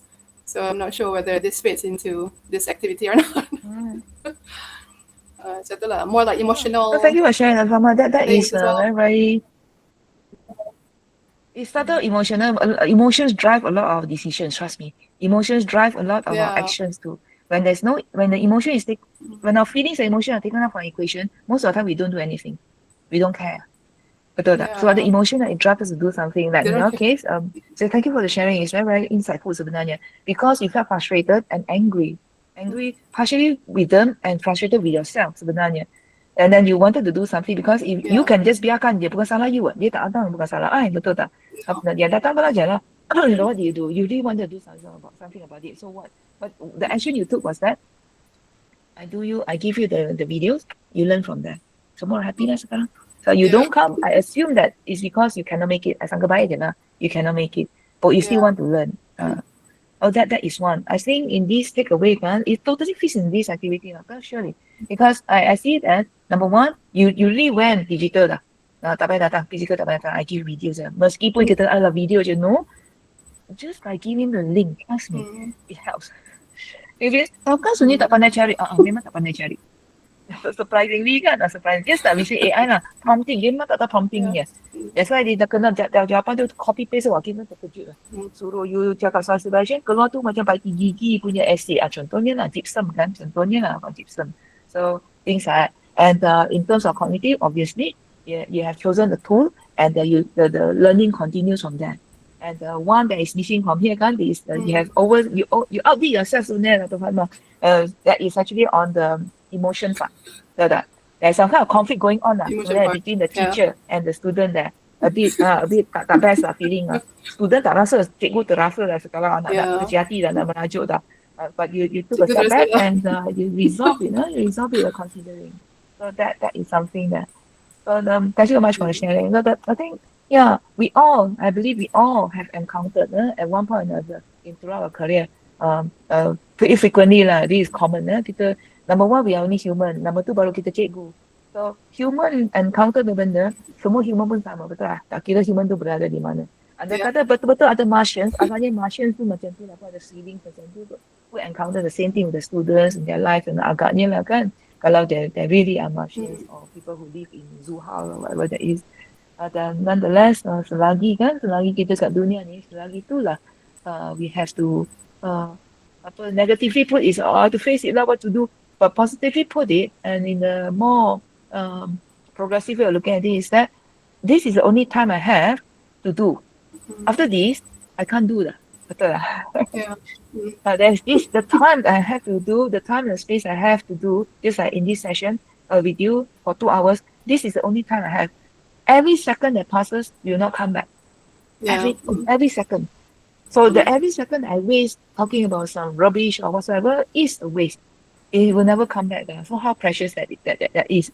And to remember that, to be reminded that every moment we are dying, Mm. then it's like, every Yes. moment seems more precious now. You get what I mean? When you put in the context on macam tu lah. Dia cuma teringat je, teringat Dr. Kama and all my friends here teringat. Pagi ni ternampak satu gambar. It was a picture that shows an ocean. And on the beach, there was a aquarium, a tiny aquarium, tiny fish bowl. There was a fish inside. So the caption there was that,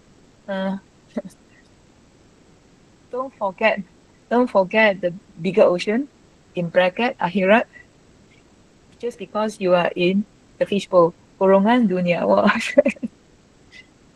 The fish looking at the ocean. Nampak bukan tak nampak. And yet sibuk. Pusing-pusing kat situ. Pusing-pusing kat situ. Oh, busy lah. Sangat busy. Nak tahu ke you, nak tahu ke bagus. True. How true. Our time is too short. So I tell that to myself too. When I feel stressed out, banyak ni benda, why, when the things don't go our way, then I say, why they do me, why bad things. Pause sekejap. The last time something bad like this happened, something worse, we type through it kan. I settled lah. That's why we had some activities, something that passed. Tapi we adapted lah. I think past pun. Sebab there's nothing that is no solution lah sebenarnya. Macam tu lah. There's nothing that is no solution. No solution is also a solution. Leave things be is also a solution sebenarnya. So kind of think about it, then you realize that our fish bowl is only so tiny aja. Look at the ocean. Lepas tu agaknya lah disuruh pergi tengok laut banyak.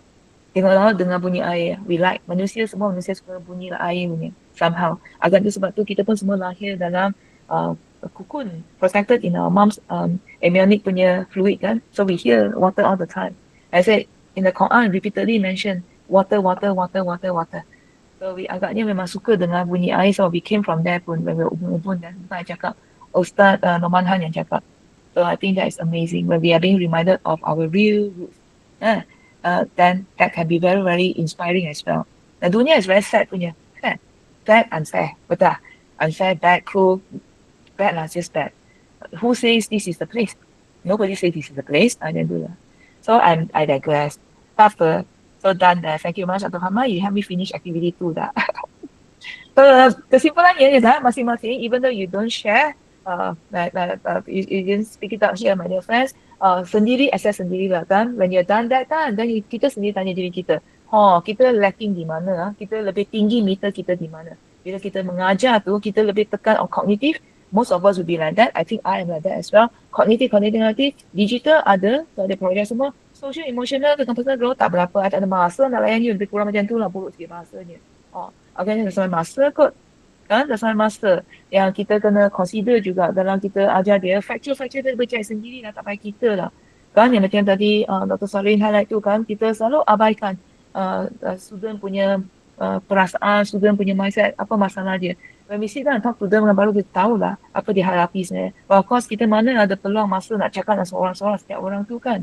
So that's why dalam kelas tu kan, when we have a mass communication tu, we got to make sure that we try to reach out lah, cakap sesuatu yang umum yang harap-harapnya kesampaian lah pada mereka. So now, baseline set. We know now by checking the meter, kita tahu dah kita di mana. Kita more in cognitive ke, kita okay, kita jaga social, social, emotional, kita pun jaga personal growth.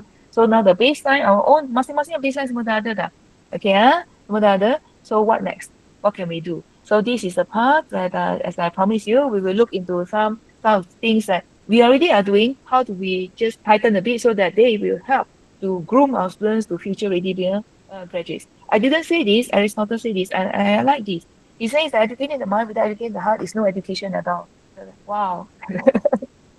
As like 2000 plus years ago, a philosopher, a teacher rather, Aristotle is a teacher of Alexander the Great, said something like this. Okay, very deep. So the every time on teach is that tak suka bebel pun kena bebel. Syllabus is not so important. Lagi penting dia jadi orang. Apa guna dia jadi engineer, civil engineering, tak macam terbagus tapi teruk sungguh sebagai seorang manusia. Okay, so let's see. Playbook. Quickly, traditional betul. Duduk diam-diam. Terima je lah apa I cakap kat depan tu. Tapi sekarang ni lah, wah, kena round table, moving chairs and so on and so forth lah. Senang cakap je lah, kalau boleh jangan simpan dalam classroom lah, so dia keluar je lah. I dah cakap 5 minit, instruction dah ada pergi. 2 hours later, please come and present lah, contohnya. Now look, the things that listed down here, the things that we always do. PBL, betul lah. Inquiry based, you notice that it's just another form of PBL. Some of us, we already probably done. Inquiry based sometimes is also called investigative projects. Boleh ya? That is in your engineering practices ya, dalam the standard as well. Experiential learning bukan saja orang yang nak apel-apel ya. Kita pun boleh buat experiential learning. Technology aided, obviously. BIM, AutoCAD, even those who do land surveys, is an equipment, is a tool. Growth, keep forward. This is something that we actually we are already doing, but we can maybe tighten it a bit. Okay, quickly, a project-based thing. So simply put, we always start project-based PBL. Give a problem, betul kan? Give a problem, and then you are supposed to work in a group, come up with a solution. So you exercise critical thinking. Ya betul lah. Betul macam tu. Okay, cuma there is always a right answer. Betul lah.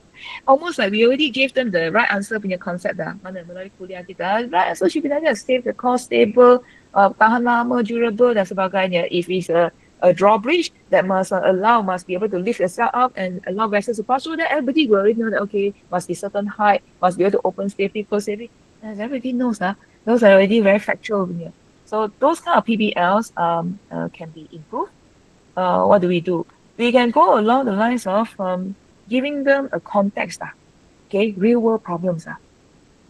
Ini situasinya, katakan I have this place yang selalu apa nama tu storm aja dia flood cut off.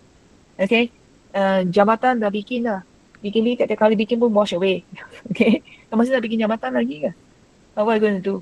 So semua group 5 kumpulan pelajar semua dapat problem yang sama. But 5 kumpulan kena pergi cari masing-masing lokasi sekarang. The situation where the storm comes, the bridge will be washed away, or a place where it's always cut off from the mainland or cut off from outside because of the storm, because of the flood situation. So 5 kumpulan akan ada 5 situasi yang berbeza. 5 real world problems. But the issue is still the bridge. It's still the bridge. Get it? Tapi 5 situasi yang berbeza, 5 kumpulan yang akan buat collaboration masing-masing dan cari jawapannya. And the end of it, what do? You want them to highlight special features of it. Now, is it flood resilient dah, contohnya? Or is it having a longer lifespan? Or does it have a better traffic management system around my bridge? Contohnya, I'm going to make it, I'm going to put in added values into my infra. And finally, it could be a case where no more presentation yang biasa-biasa, record video YouTube tak mau, you pitch. And I tak akan jadi panel. I jemput kawan-kawan industri jadi panel you. You jual lah idea you kat mereka. Tengok mereka terima ke tak idea tu. You see? So same thing, it's still a big project, but now the context of the problem-based learning is very, very different. That's something that we can actually consider doing. Alright? Minute lah, my set tengah hang. Dah come through so far, dah kira sangat bagi muka dah laptop I ni. Just a moment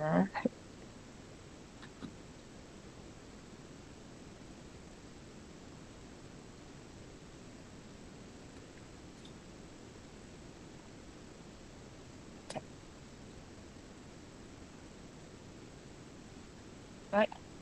So from there, we move on to a quick summary of what should be done, what should not be done. When we are doing PBL kan, we usually do, we always apa nama tu, pick a fake project fake punya project buat-buat je, olok-olok je, set the situation macam tu. We come up craft our own question teruk-teruk macam tu kan, guna AI ke apa, tapi tak terkaitan dengan reality, tak boleh nampak pun. Sebab tu PBL asal usulnya, kalau give a picture, a picture speaks 1,000 words. Give a picture, that's a good one, all right, with real relevance. And not just one or two people speak. Yeah, if I say teaching means I want everybody to start talking. When it comes to 5 of you in the group must all talk. Effect kata dibenarkan sekarang, boleh sampai 5 ke 4 orang. I just read that day. Yana, please remind me, 4 or 5 now? Maximum you can go. I thought it was 5, the latest one. Dalam standard, kalau buat kumpulan. 4 ke 5 orang maximum? 5 rasa Prof. 5 kan? Kita spell out dah. 5 orang. So the 5 of them, thank you Yana. 5 of them will all speak up. If there is a recorded video, all 5 are speaking. Tak ada lagi speaking partner macam tu. And also, it's not just focusing just on the technical results. We want to see there is some kind of peer and self-reflection going on there. So yang tu adalah masing-masing punya dapatan, masing-masing punya sumbangan dari segi social impact ke, SDG punya sumbangan ke, macam tu. Alright? Next, the so-called inquiry-based or investigative project. So this is, I said, very similar to PBL. Okay, cuma kali ini you tak ada dictate dia the investigative part. Some will go and ask JKR, some will cari industry consultant, some will probably consult somebody from MIT, hook up with some professor from MIT and go online. It can be anything. Some will go to site, some may not go to site. Alright, so it starts with what? Sebab dia kata inquiry based kan, dia kena data, tak ada data nak inquiry apa kan, investigation apa. So sudah pasti kena ada punya. So in this case, it may be wanting them to collect some rainfall intensity punya data on slope stability. Boleh ya? So kalau ada line location, sudah pasti pergi line-line punya weather station. Bukan semua orang kelompok pergi Batu Pahat punya. Contohnya dari TSM lah. Alright? And all will look at their respective evidence and data and start to process. That is the analysis. Some will go to use Excel, use spreadsheet, because the rainfall data is a lot. The months and months and months within the past 5 years or so. So they need to use Excel to plot it out or to check average and whatsoever. And some may use Origin, and some may find a freeware, or some may be by dengan JPS, some software that can simulate stuff like that. Okay, so they come out to the answer, and now how to fit that answer into the solution. You dah answer, analysis nak keluar answer. Takkan ambil sepepek tampal, no. How to put in the context lah. Kalau you punya situasi dekat kaki gunung, macam mana? Kalau punya situasi dalam kawasan yang pedalaman, macam mana? Kalau punya situasi adalah flash flood in the middle of the city, Malaysia Alam dulu tu, macam mana? So these are situations where the students go into a very, very investigative mode dah. Tak ada fix jawapan, tak ada correct, no right, no wrong. Ini kena highlight kat mereka. So kadang-kadang student ni sebab nak score, dia tak kisah dah, dia tak kisah pasal nak pergi cari, let their curiosity play out. It's all getting answers and answers. That's why they sit down and do just a desk study using AI, which is a pain of it all. Okay, so quickly for this kind of approach, we want to avoid what? Begin with a fixed answer question, and then you just no need roadblock dah, tak ada apa-apa discovery, tak payah pergi inquiry sini sana, duduk pun boleh dapat jawapannya. No more like this. So to avoid that, totally is a real world question. That's why we still have time. For instance, now this 1 month plus 2 months before the semester begin, we start crafting our project, and we can go out to seek our industry friend for help to get drawings ke, kalau nak ajar SI, maybe get ball logs ke, okay, keep blanco, the location, blanco, the company is okay. Kalau benda tu confidential kan, you just want the data. So students are looking at real stuff there. Alright? And sometimes tak sabar bagi jawapan lah. And then kita pula yang lebih-lebih cakap. Dua satu, okay? Tak boleh. Patutnya, because kalau a project that is a week long, a semester long kan, every 2 weeks you want a progress kan, so kan, so listen. Patut dia cakap lebih, kalau dia cakap satu ayat, kan student pun satu. Macam mana doktor ni? Kita pun lebih cakap 15 minit dia kuliah pula. Pun tak boleh. Kita kena tanya dia balik. What do you think? Betul tak? Kena macam tu. Alright, so some of the open-ended punya prompt that, why? What do you think? What if we fit this about? How can we make these questions like this? And also, you do not turn the inquiry into some kind that is a linear, rigid assignment. Every group will pop, and then chop. keluar semua sama je jawapan tu. So itu memang mini assignment je. I rasa jenis assignment je tu tak payah marking pun tak apalah. Bagi I lah. Buat latihan je lah. Semua sama jawapan. Sama je. What for I nak marking lagi? Contohnya kan. In this inquiry-based thingy, we were expecting what? All the inquiries we in with real, genuine, original punya outcomes yang tidak sama masing-masing. Even the way you present are different. Some will present nama wawancara, some will present macam documentary, some will present like they are making having a forum, some will even present like the mayor speaking in front of people, and some people are reporter asking questions, some people are the protester asking questions, and some are their scientists supporting the mayor or things like that. Role playing. See? So things become more fun. Yes, we can say, kalau students spend more time doing all those things, maybe the report technical wise is not so rich like we wanted it to be. Pause and ask ourselves, if we take away all this role play, all this teaching, all this fun at the end of it for them to present their ideas, share their ideas, say, I just want to report, what do you think is going to happen? Bukan semua ChatGPT juga ke? Now, at least, you do ChatGPT, I izinkan, but I gonna guide you to kurangkan benda tu, how to polish, review, revise, whatsoever, to make it yours, to use AI and not let AI use you. On the other hand, I make you distract you from that desk study guna computer AI aja to what? To focusing on how to draw up that pitching plan, how to prepare the forum, how to prepare your speech. You nak buat forum pun kena bercakap kan? You nak buat role play in a press conference pun semua orang kena ada speech, ada script. Script tu datang dari mana? Contohnya. Even if they use ChatGPT to get the script, it's still individual work. Can you see that? So kita selalu ditanya panel, you will grow semua sama markah tadi individu, mana I tahu?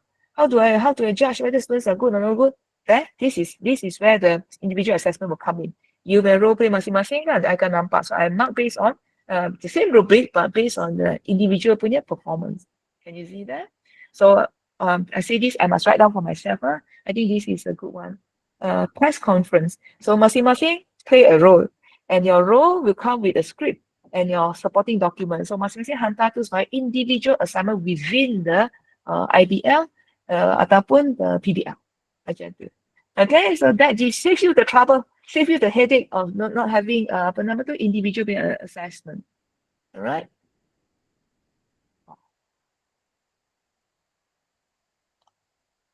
Lagi je.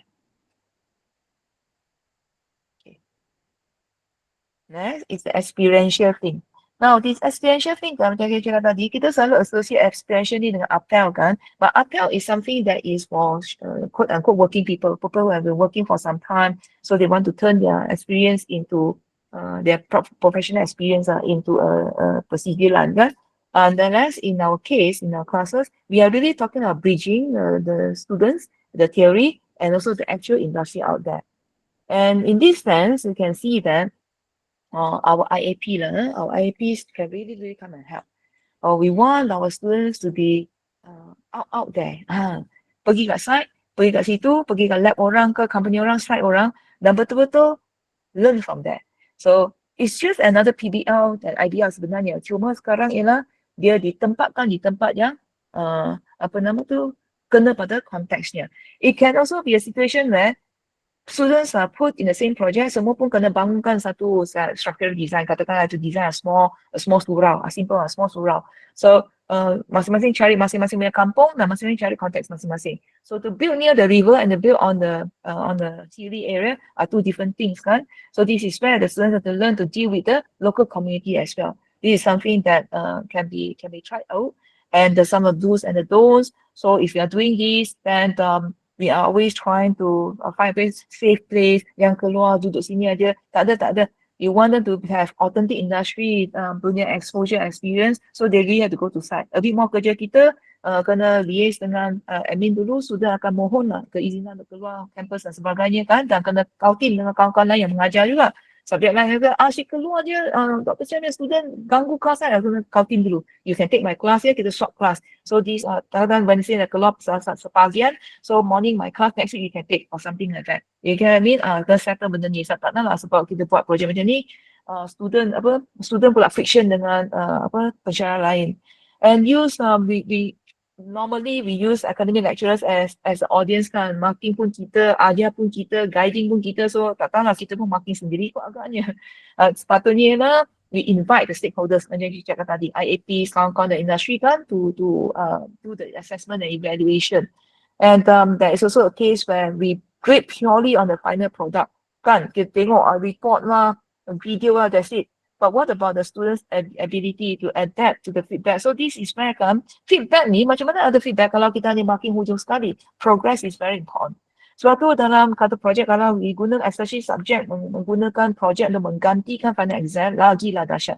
Dan pastikan memang ada progress evaluation dan di situlah kita cuba identify kan whether student really has the reflection, right, on how the real world is like compared to the textbook. Textbook cakap macam ni, macam ni, macam ni. You boleh design macam ni, dah comply dah dengan standard. Tetapi industri tak nak. Community tak nak ada solusi, dia tak suka. You mengganggu jalan dia, contohnya. You mengganggu dia punya laluan. Atau you menyusahkan dia, you tak terfikir, contohnya. Atau kampung dia tu kebetulan ada beberapa orang tua, okay you punya design ramp masuk sekolah tu tak sesuai langsung untuk orang yang nak sendiri, uruskan sendiri dengan wheelchair, for instance. So these are situations where if in the classroom using textbook, we cannot get. And the second last is technology aided. This is straightforward lah. Basically, just make sure the students are using some kind of tools, and these tools may be something that we have, something that we don't have. So we don't have, we try to make use or get the industry to help out. And also a lot of these shared platforms out there, I'm sure you are very familiar, Padlet, Miro, all sorts, Moodle, macam-macam lagi lah. Hari-hari pun ada baru punya keluar untuk interact each other. Why? We want the students to be like in those games, remember, they will start to link up with other people as well. So maybe we can put down in a rubric kan, ada bonus mark kalau dia ada hook up dengan kawan student yang di luar daripada their own university. So that is something to motivate them lah. Manusia macam tu, ada carrot dangle, dia akan pergi berusaha buat lah macam tu. So it's the do's and the don'ts very quickly. It's not for show ni. I kata kena tools, kena PO5, semua asalan ada tools macam tu. It's not just about that. It should be something that is meaningful. They really use it to support getting answers or resolving their problem in the project. Macam tu. Contohnya lah kan, suruh pasal drainage the project lah, flooding and all. Dia punya link itu juga tu ialah tentang structural design. Aku tanya-tanya apa kaitan ni ya? Design longkang kena structure ke? Paling-paling piling aja. Contohnya lah. So what is this? You know, nampak sangat asalkan ada letak tu dia kat situ. Alright. Second, living online collaborative spaces antara unstructured and monitor. Suka hatilah buat macam mana pun. So some groups ada, some groups tak ada.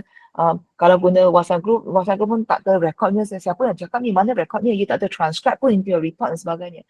So there must be clear rules, protocols, some kind of outline on how to do it. Alright. Bukannya sebarangan. So we must prescribe. While you can use any platforms, any ways and means, there must be some kind of, if you like, format or template for them to report that back to you. Kalau dia guna WhatsApp, how do I know you ada communicate sesama you all? Communicate dua orang je, walaupun WhatsApp tu dah group 5. Tapi asyik cakap dua orang je. Contohnya. So got to show. That's why I guess people like to use Padlet dan sebagainya lah. And finally, is about online etiquette. Ini pun satu benda kan. Simple as bila dengar kuliah dia tak buka dia punya apa nama tu kamera, saya ya nanti slow, faham. Cuma as students, I think when MCO first started, someone actually came out with this online meeting punya etiquette. And one of it is to turn on the camera. Yeah, it's kind of like rude to the speaker, especially if we are there to learn something kan, where we turn it off. So we don't know it's like what you are doing. And honestly kalau video tu off, kita pun leka, betul tak? Tak tahu dia tengah buat apa, terbaring ke, apa-apa lah. Alright, so that is something. But then again, tengok konteks lah. Dengan kalau dia kelas malam, kita pun insist. Dia dalam keadaan tak bertudung, dalam keadaan pajamas. All I want is for you to learn. So maybe we make this rule code dengan student. I allow you not to turn on your camera, but when I ask a question, you have better answer. Macam tu. So that I know when I call your name, you promptly answer, turn on the mic. Kalau tidak, I'm potong markah. Contohnya macam tu. So we know lah, you're there. Kan, sebab the class time that I say I will do a replacement class at night, semua orang setuju. Maksudnya you should be there. You free on that night. You tak ada nak kerja ke apa benda. Tapi when this time we have the class, you pula just turn, you are logged in, but then you are not there when I ask a question, click macam tu. That shows bad behavior kan. Tak bagus macam tu, menipu pula. Okay, last but not least, this is more on our marking sebenarnya. Marking as in the comments that we give to the students. Alright. So first thing first lah, my dear friends, I remind myself sebenarnya kat sini, bila kita suruh buat assignment bukan main riak assignment banyak-banyak. Marking hujung semester baru nak pulangkan. Apa gunanya? Apa gunanya macam tu? Buat assignment by topic, topical kan. Tapi hujung sekali baru nak marking untuk ikiin markah. Dia tak tahu pun dia salah silap di mana, dia tak tahu pun dia nak tambah baik di mana, dia tak tahu apa maksud, apa meaning, what's the meaning of wanting to do the assignment. Correct or not? Yeah. So be careful about that now, about longgokkan sampai hujung baru marking. Number two, is about the marking that we do. What comments do we make in that? So this is the feed forward thingy. Are we saying something there that is meaningless? Pangkah, okay markah. Dia pun tak tahu pangkah apa ni. It's like bulat-bulat, tak tahu dia markah rendah. Dia tengok you punya pun banyak bulat, banyak bulat. You punya bulat lagi banyak, you markah tinggi. Oh, banyak bulatan, markah tinggi. So dia pun bulat. Yeah, so now ada tambah baik sikit lah. Kita pun rubrik. So student kena faham rubrik. So tengok rubrik. So betul ada rubrik, ada penambah baik kan ni. Dia tak argue. Doktor kenapa dapat 3, ada kumpulan lain pun 3. Bawa dua-dua tengok. You tengok diagram you memang ada diagram tu. Tapi dia tak berlabel. Patut dapat markah sama. Tak ada tak okay. Then dia okay. Reda. Contohnya lah. Alright. And we must read the rubric given. Which is supposedly compulsory kita bagi lah. Bila kita bagi any task yang nak dinilaikan. Pelajar patut diingatkan, you can always come and bukan argue dengan I. Tanya, bincang balik, kenapa markah you rendah ke, rendah sangat ke, tinggi sangat pun boleh minta I potong, no problem. Okay je. Contoh. Alright. So again, some examples. For the analysis part, we say, lab analysis or in-depth analysis missing. That's me. I write like this. Apa ni? So dia pun, apa benda? Quick. What does this mean? Patutnya tulis lah. Specifically, say this one tak juga analysis. Explore more data interpretation method to strengthen your argument. Contohnya baru satu reference saja. Satu kaedah aja. So specify, dia tak tahu. Dia betul-betul tak tahu. Generally tak tahu. So kita geram. Assignment satu ada cepat tak juga analisis. Second assignment pun macam tu lagi. Third assignment macam tu. So kita geram. Ingat budak ni tak nak belajar.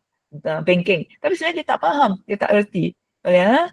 In terms of collaboration, he said, good work. So your group is very cohesive. Apa tu? Say your teamwork is strong. But have you considered rotating your leadership? What about the scribe, the one who's writing down the minutes? You should be rotating everybody. Macam tu. So semua ada rasanya.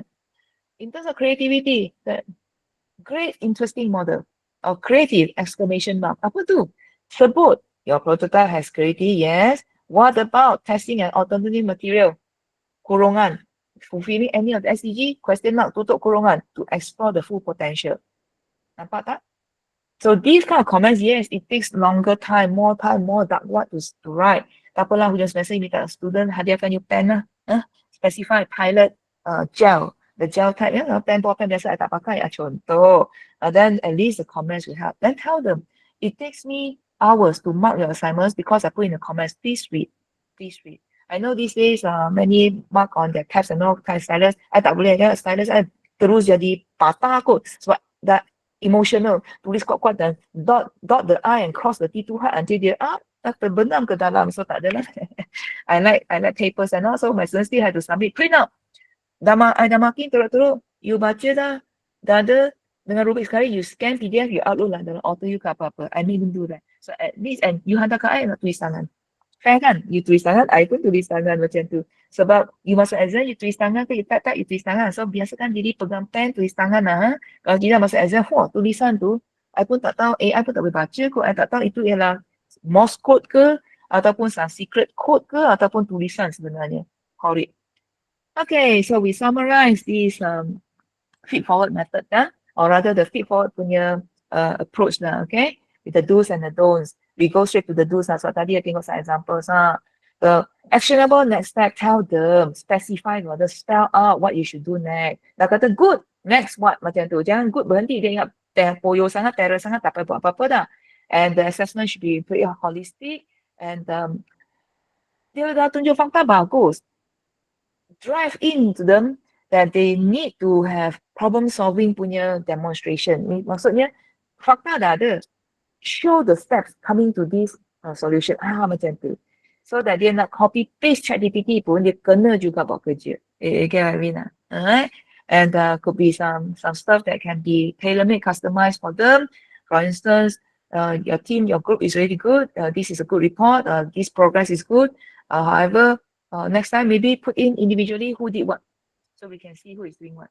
You must divide and conquer. Kalau semua orang buat satu benda, bila nak siap kerja kan? This one go and collect data, this one process data, this one builds the network, these two will compile the data, contohnya. So we want to see. And every week or every 2 weeks, they rotate. Orangnya berbeza. Bukan asyik dia data collector je. Dia tak bagi peluang dia analyze tu bila masa dia belajar, contohnya. And we observe the group kan, we can see their strength and their, I tak kata weaknesses, I kata area for improvement. So we can tegur. So contohnya asyik, itu asyik cakap, okay enough. Let her, saya ask question, you do not answer. Okay, Ahmad jangan answer dah, bagi peluang orang lain. So dia pun sedar. Dia selalu dominate the conversation. And others will, sit up a bit more and know that they also have to answer. Macam tu lah. Okay? Jadi all in all, we put them together kan. Think, my dear friends, bukan ke semua ni kita dah buat. Kita buat. Cuma sekarang kita ada peluang untuk tambah baik for the coming semester. It's not too late. We still have time. And starting a new semester is like starting a brand new day. The sun has just risen. There is always a good reason to go out there, take in the fresh air and start anew. Fikir macam tu lah. Kan? Kalau tidak tiap-tiap pagi dragging your feet nak pergi kerja, dragging your feet nak pergi kerja. Betul tak? Student ni bosan betul lah. Asyik macam ni. Things like that come late lah. Don't come lah. Datang tak mandi pula dan sebagainya lah, we try lah. We try. So nothing new here. You haven't been doing this all this while. We just tighten the screw. Ambil yang yang boleh guna. Tak payah semua nak guna. Yang elok tu dia rasa I suka kaedah ni, I suka idea ni, I embed it into my PBL next semester. Macam tu lah. Okay, yang penting ialah tak mau stress. As it is, dunia dah cukup stressful dah. Ingat the bigger ocean. Alright? And all in all, you can see that this is proses kan yang kita buat sikit-sikit, setiap subjek buat sikit-sikit, assignment buat sikit, project buat sikit. If everybody is doing that, every semester student ambil 5 or 6 subject, you rasa apa jadi kat dia? 3 tahun setengah bersama kita sebelum kita letakkan dia kat LI, tak ke dia berubah? Tak ke dia tak sedarkan dia pun dah jadi agak future ready lah. Macam tu lah. That's the whole point of it lah. It's not about the grades anymore. It's not about coming out transcript 4.01. Mana dapat 01 tak tahu lah. Macam tu lah. Okay? And ready to navigate the uncertainties out there and collaboration.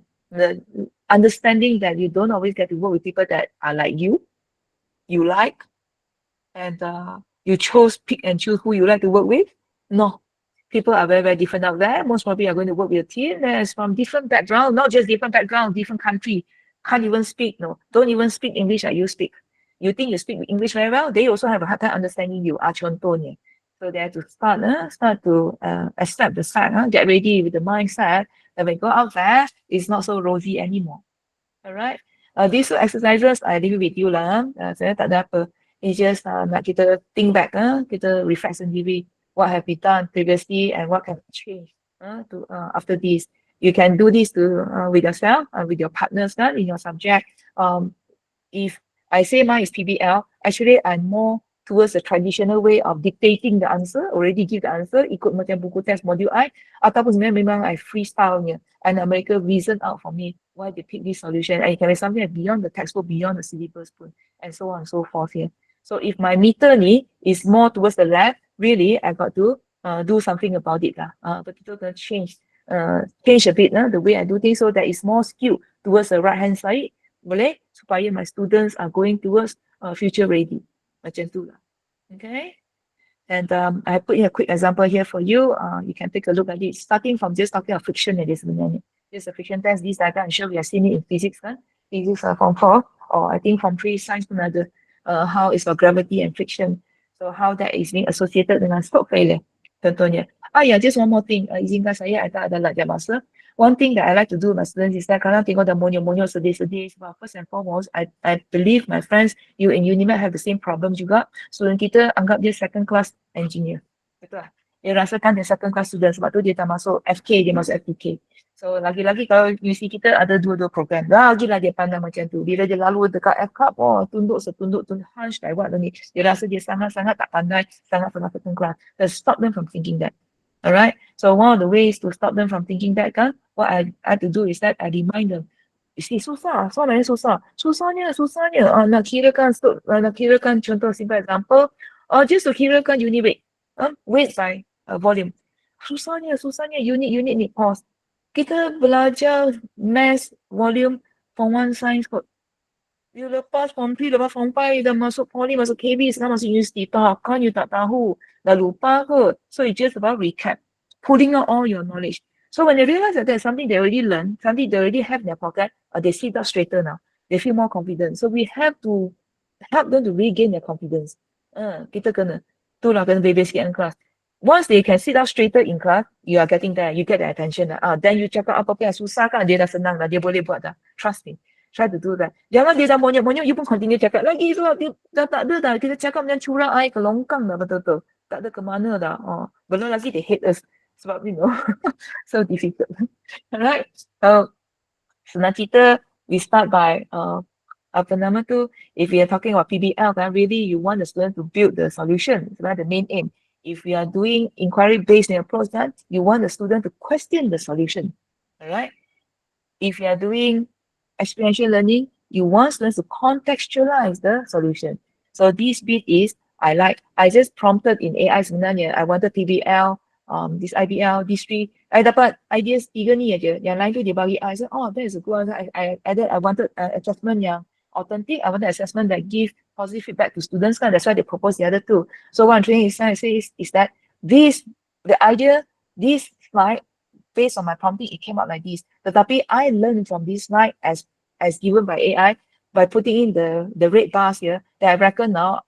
Today I learned something because I prepared my sharing with you guys. I decided that problem-based learning is actually building the solution. Well, if I do inquiry, I'm more towards asking the senior students lebih sesuai to start questioning the solutions. So boleh ambil project yang ada solusi, how can they make it better? Kalau solusi tu fail, lagi bagus. They identify what is wrong with that, so they won't repeat the mistake. And the experiential learning is where we contextualize the solution. Remember tadi kita kata, I nak flooding problem. Masing-masing balik kampung cari sendiri punya issue. Macam tu. So that's another one where they start to put in tarik faktor apa? Social. Their social awareness. Macam mana nak ambil kira orang setempat punya perasaan. Macam mana nak ambil kira orang nelayan, petani dan orang yang cari makan kat situ. Macam mana dia solusi yang konon super-duper bagus tu solve the problem but doesn't make the people happy. So is that a good solution to contextualize it? So this is something that we cannot give them in the classroom sebenarnya. Alright? So some activities there again, you can go through that yourself. So the long and short of it, to summarize it, is that the future won't wait lah. Kesimpulannya ialah. So the time is already here, is now for us to do something about it. And it's not telling the student about this, it's reminding ourselves sebenarnya that learning is no longer a destination. It is really, really, really a lifelong journey of curiosity and growth. Sama macam kita. If we don't want to grow, we don't need to be here talking about this. Betul lah. Apa ajar bagus lah. CQI apa? CQI untuk report je. Untuk Dr. Yana tengok je. Masuk report je. I tak kisah apa masalah CQI tu. Contohnya lah. Okay, so that's all from me. Back to you, Dr. Amma. Thank you very much. Okay, thank you, Prof, for the very comprehensive sharing session. I think we can open to Q&A sessions for a bit. If some of the participants who would like to ask questions to Prof.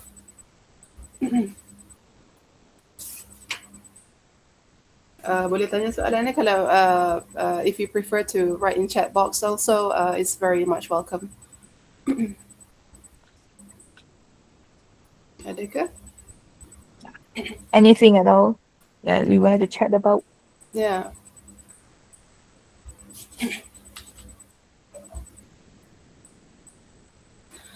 While waiting tu kan, Prof, just like I've been thinking about what you said. Like now, the traditional way is more on kata apa, memorizing facts and all that, right?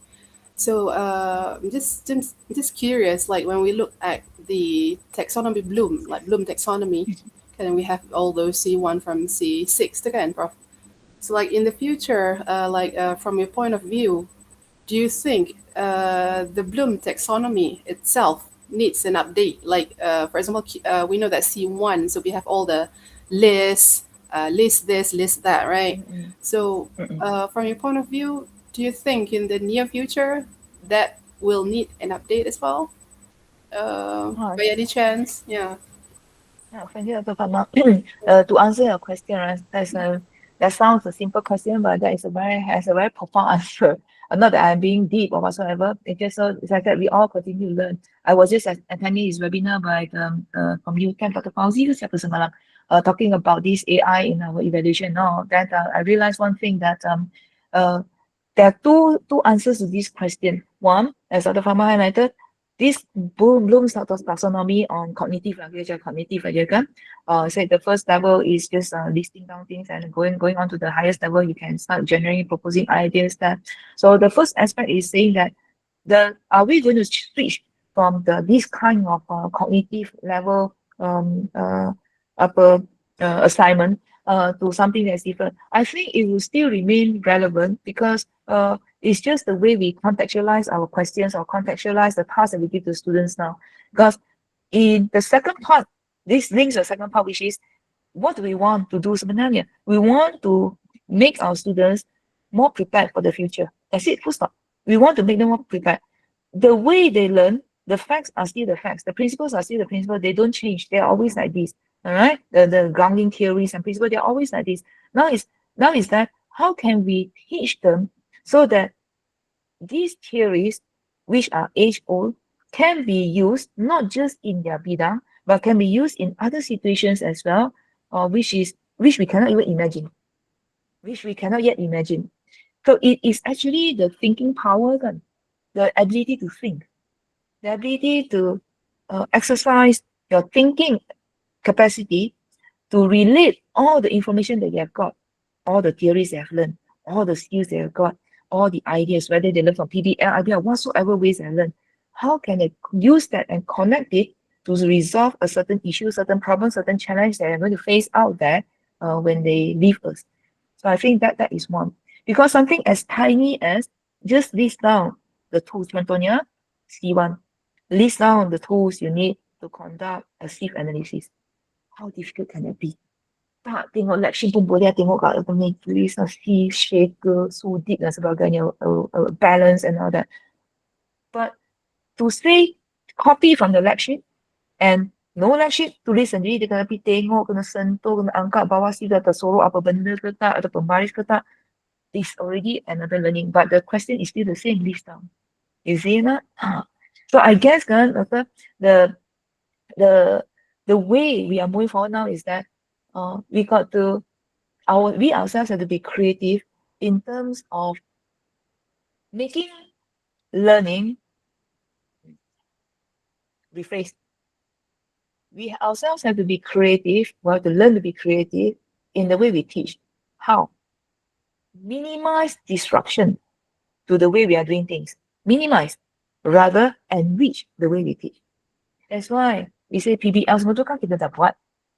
And we highlight again and again, everything that is being said about the future ready skills, future ready punya characteristics are all already in the PRO. Belum lagi cakap dia memenuhi PO. Belum cakap lagi memang dah terangkum, termaktub dalam misi, visi, aspirasi universiti. Semua dah ada. Cuma sekarang kita cuba jadikan dia lebih align. Lebih ketara dan ada sedikit stres dari segi kerja masa untuk pastikan graduan ni bersedia. Sebab dia bukan selama-lamanya dengan kita. Dia ada had waktunya, 3 tahun setengah. So what we going to do? 3 tahun setengah ni, tak ada banyak masa ni. Apa yang boleh dibuat, apa yang kena dibuat. Supaya 3 tahun setengah bila kita lepaskan dia boleh nak survive kat luar dengan elok. Dan bukannya semua graduan kita semua switch profession. Semua tak nak kerja civil. Semua kata tak boleh survive. Semua jadi influencer. Semua pergi buat business. Bukan buat business tak bagus. Bukan influencer tak bagus. Sia-sia macam tu universiti ya. Macam tu lah. Of course tak sia-sia. Everything you learn is something kan. Tetapi tak adalah kita produce 10 masuk civil engineering technology. Tak ada pun 10 yang graduan dari civil engineering technology. You get what I mean? So the kind of proportion must be kept somehow sebab kita punya program is a professional program. That is my view on that lah. All I right. hope I answer your question, Dr. Fatma. Yeah. Thank you, Prof, for that. Cuma lagi satu kan, Prof. Like we have a question in the chat box as well. But since saya teringat kan, like okay, like let's say like everyone who's here today kan, so bersemangat ni, like next semester we're gonna change the way we teach kan. Okay, let's say kita orang semua lah, kita semua ni, all of us in the coming semesters, kita pun buat lah all of this kan. But ada tak, Prof, like chances di mana students themselves actually are not ready to face this, you know, like they have to think a lot, they have to think more, so we are not the center of attention anymore, kita just facilitating them instead of lecturing them, you know. So ended up ada tak, Prof, chances for, you know, for the results to drop in the future because of like we change the way we teach them from you know, from traditional way, Uh, yang they I get used understand. to it again. So They're now, so used to being spoon fed, right? that's one They're fact. so Yeah. used to it. Yeah, spoon feeding. Yeah. Now, thank you for the question, Farmer. Again, that is a question that we should be asking ourselves. It's a very incisive question. Now, I like to think of it this way.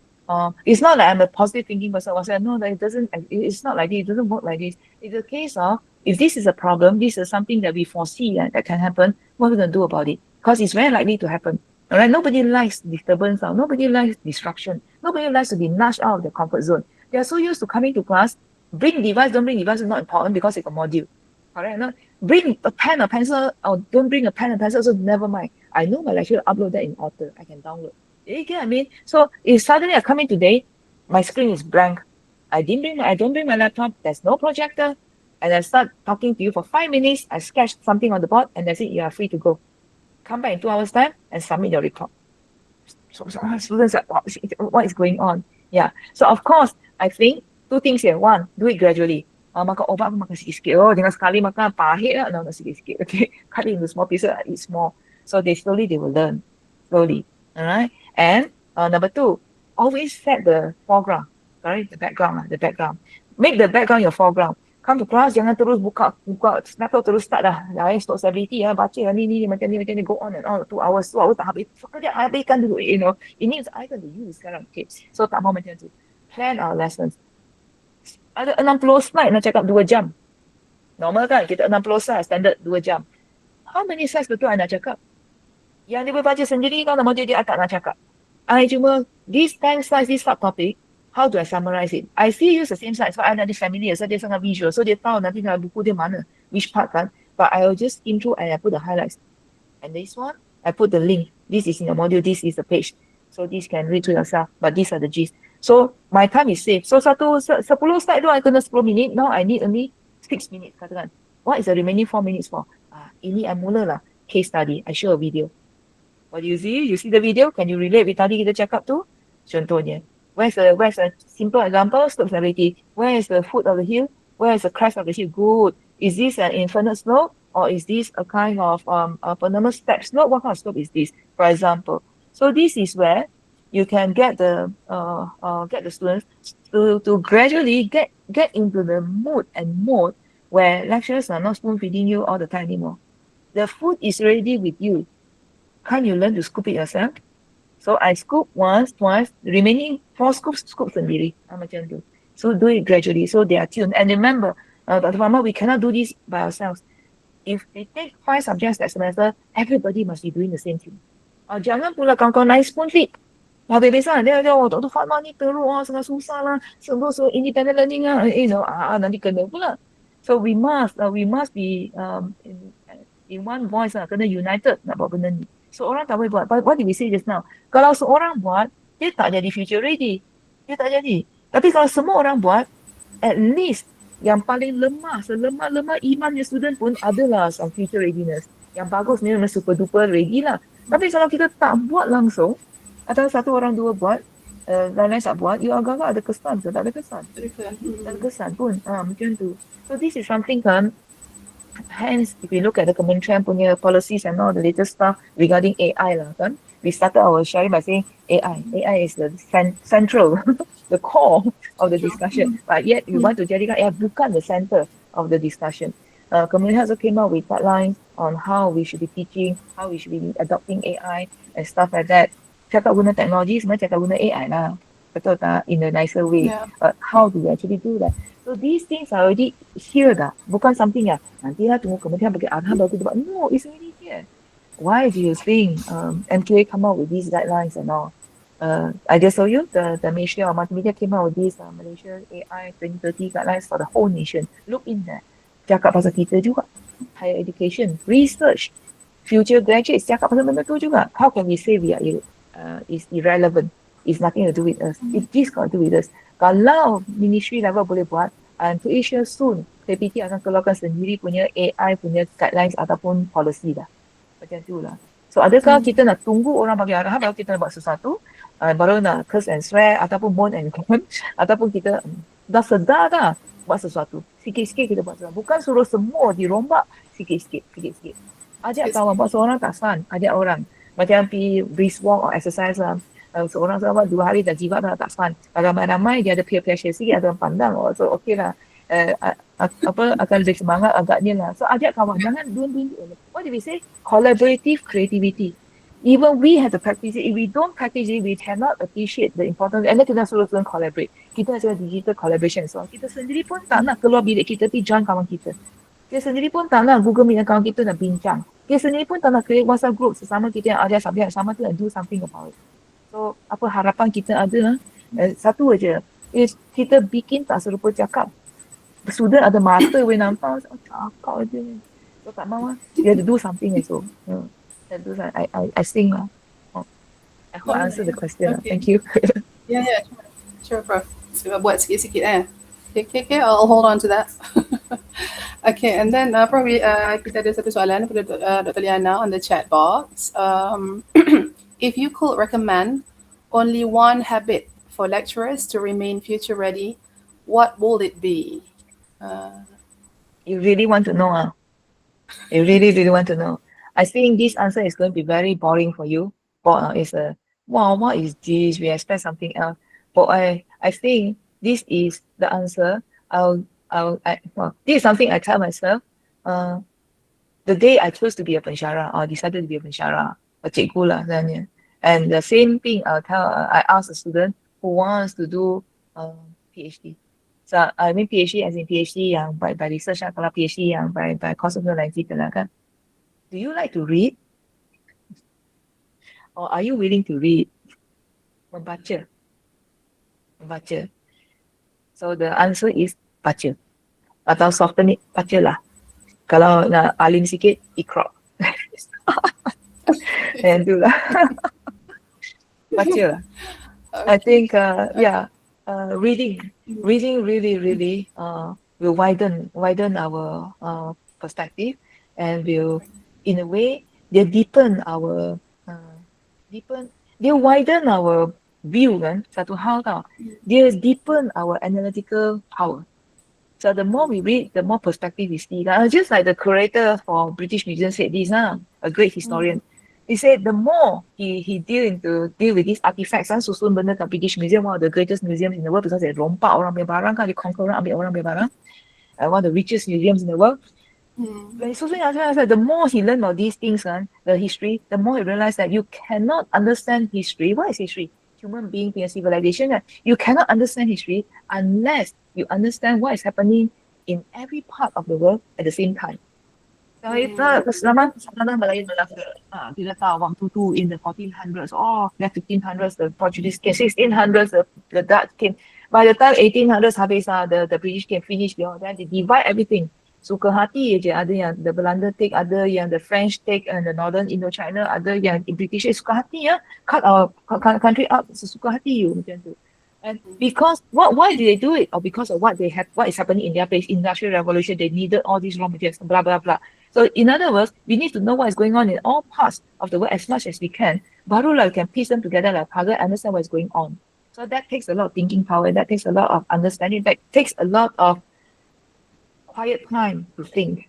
So today, when we say we read, no longer just books, no longer just periodicals, magazines, it's also watching. A lot of people, we are very visual, but we like to watch. So watching documentary or listening to podcast pun jadi lah, pun consider reading lah. So I like to think apa ada evolution.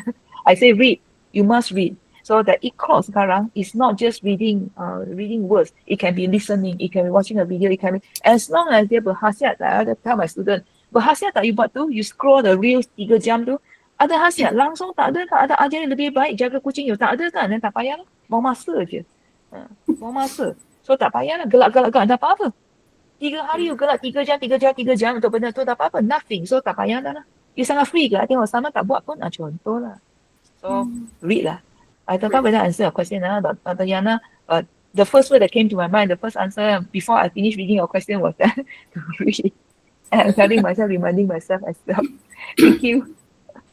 Okay. Okay, thank you, Prof. Oh, I missed one more question. The one at the top. Daripada Dr. Afiq Hizami. How should educators deal with student assignments that appear to be generated by AI?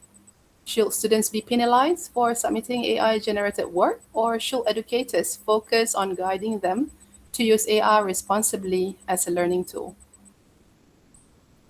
Thank you, Dr. Afiq. I think you gave the answer yourself. It's the last sentence kan. Students sebenarnya tak tahu how to prompt. Dia tak tahu how to prompt. So kita sangka baik aje lah. I think the point of departure, Ustazah dia cakap kita sangka baik aje lah. Bukan dia nak macam ni. Macam ni aku I bengang dengan student kan. I always pull back kan, before nak angry kan. I pull back and say, dia masuk universiti tau.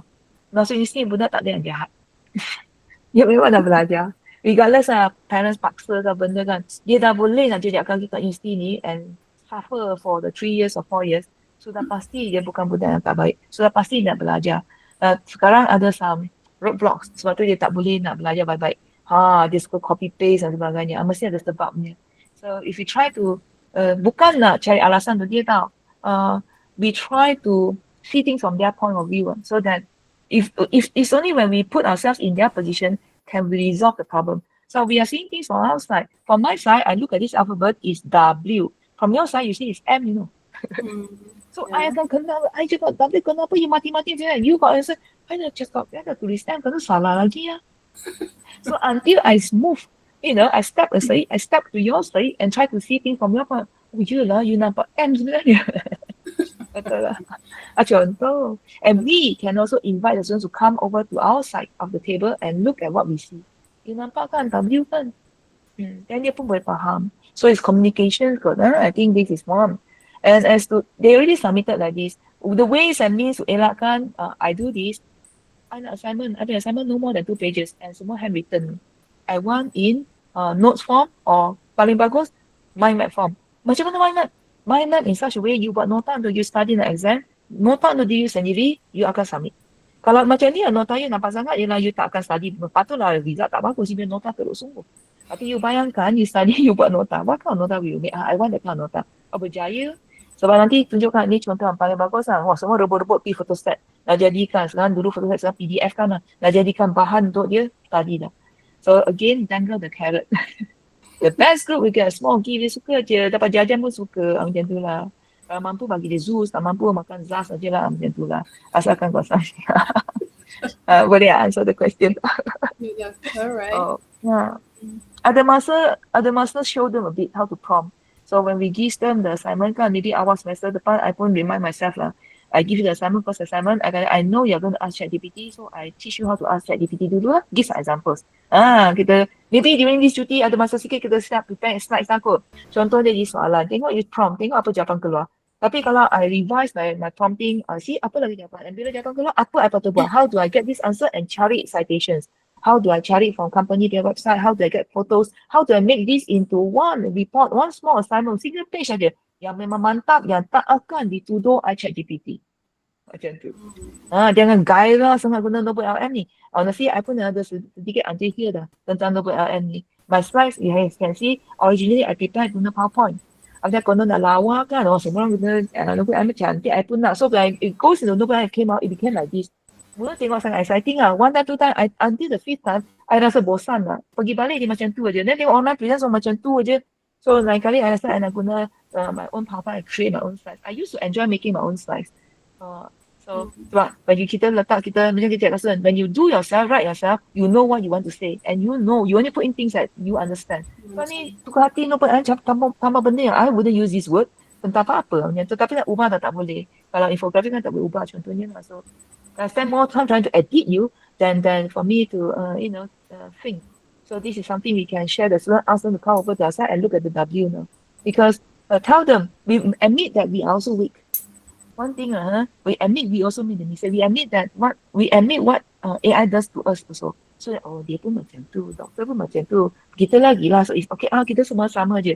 When we admit that we are also like that, we also face the same problem, then they realize that, what did we do? We actually educate them. Kan? You see, I did this, see what happened. Dia ada spelling and typo, error dekat my slide. And then I biarkan dia sebab ada malas. Cantik, lebih-lebih cantik. Kosmetik aja, apa gunanya? Tak ada substance ni. Show them. So they say, yelah, doktor pun boleh buat mistake. Surely kita, yelah dia cakap kita have do something about it. So dia segan. Kalau dia nak submit benda tu, you dah tegur. Dia segan. Harapannya dia akan bertambah baik with time lah. We got 14 weeks with them. Yeah. A good thing, keep their first time their submission. Mid semester, tunjuk dia sekarang. Tengok. Week 1 you like this. Week 7 tengok you dah ada improvement. Let's see week 14 lebih baik. So dia pun okay, proud lah. So dia akan tunjuk contoh yang baik tu. Jangan tunjuk contoh yang tak baik. So pick the best group, improvement yang paling bagus tu. So they will see. I also write down for myself, I have to do this nanti. Just a bit more planning. Not so much of teaching anymore. A lot is about psycho them. I think the simple word, psycho them. So that they really want to learn for themselves and not learning because we want them to learn to go for the exams. Not like this anymore. Remember, the grades will only tell so much. The grades will come to a point kan, everybody have about the same grades lah. You ada perasan dah sekarang. Kalau you tengok graph kan, nak cakap bell curve, kita yang paksa bell curve tu. Tapi sebenarnya kan, lebih kurang macam tu lah. Most of them are like B plus macam tu. Maksudnya apa? Their performance are so-so aja tau. Yang A plus, my class jarang, I think for many years tak ada lah A plus tu. A is superb dah lah, yang tu A plus jarang lah. What does that tell us? E memang insyaAllah tak ada, syukur tak ada lah. Jangan ada lah. But A plus A tak ada dah. Sepatutnya bell curve tu I tak ada lah dari skew ke kiri. Tapi ada lah, some numbers on the lower end here kan. The arm here. And bukan semua longgok. Macam a big fat, parabolic punya curve tu. Macam tak berapa sihat ni. Betul lah. Okay. Alright. Okay. Alright. Thank you, Prof, for that one, for answering those questions. Kita ada lagi ke? Kalau saya tengok chat box ni, Prof, dah we don't have further questions lah. Okay. Alright. So I think our session comes to an end already. But before that, I think we would like to take orang kata apa, gambar kenang-kenangan lah, Prof, with everyone who attends our session today. So it is we appreciate if everyone here can turn on our cameras so that we can take a photo together. Okay. Well, we like your profile picture, all very handsome and beautiful. We would like to see the real person. The real person behind it. Yeah. Okay. All and right. see familiar faces there. The MUIS. Okay. So kita punya team webinar akan ambil gambar ni lah. Okay. So whenever you're ready, yeah. So give your best smiles on Friday. Okay, 1, 2, 3. Okay, maybe another one. Then 1, 2, 3. Okay, last one. Okay. Okay, one more, last one. 1, 2, 3. Okay, thank you very much. All right. Thank you. Okay, thank you very much, everyone. So once again, I would like to take this opportunity to, on behalf of the faculty, to thank you, Prof, for your time, for your shared knowledge, a very comprehensive sharing session. And inshallah, we will implement it together in the future. Together. And thanks to everyone as well. Me. Yeah, for being Thank you. here. Yeah. Okay, take care all. Thank you very much, Dr. Farmer, for moderating the session. Take care, everyone. My Salam. pleasure. Take care. Bye-bye. Assalamualaikum. Thank you, Prof. Have a nice day. Bye.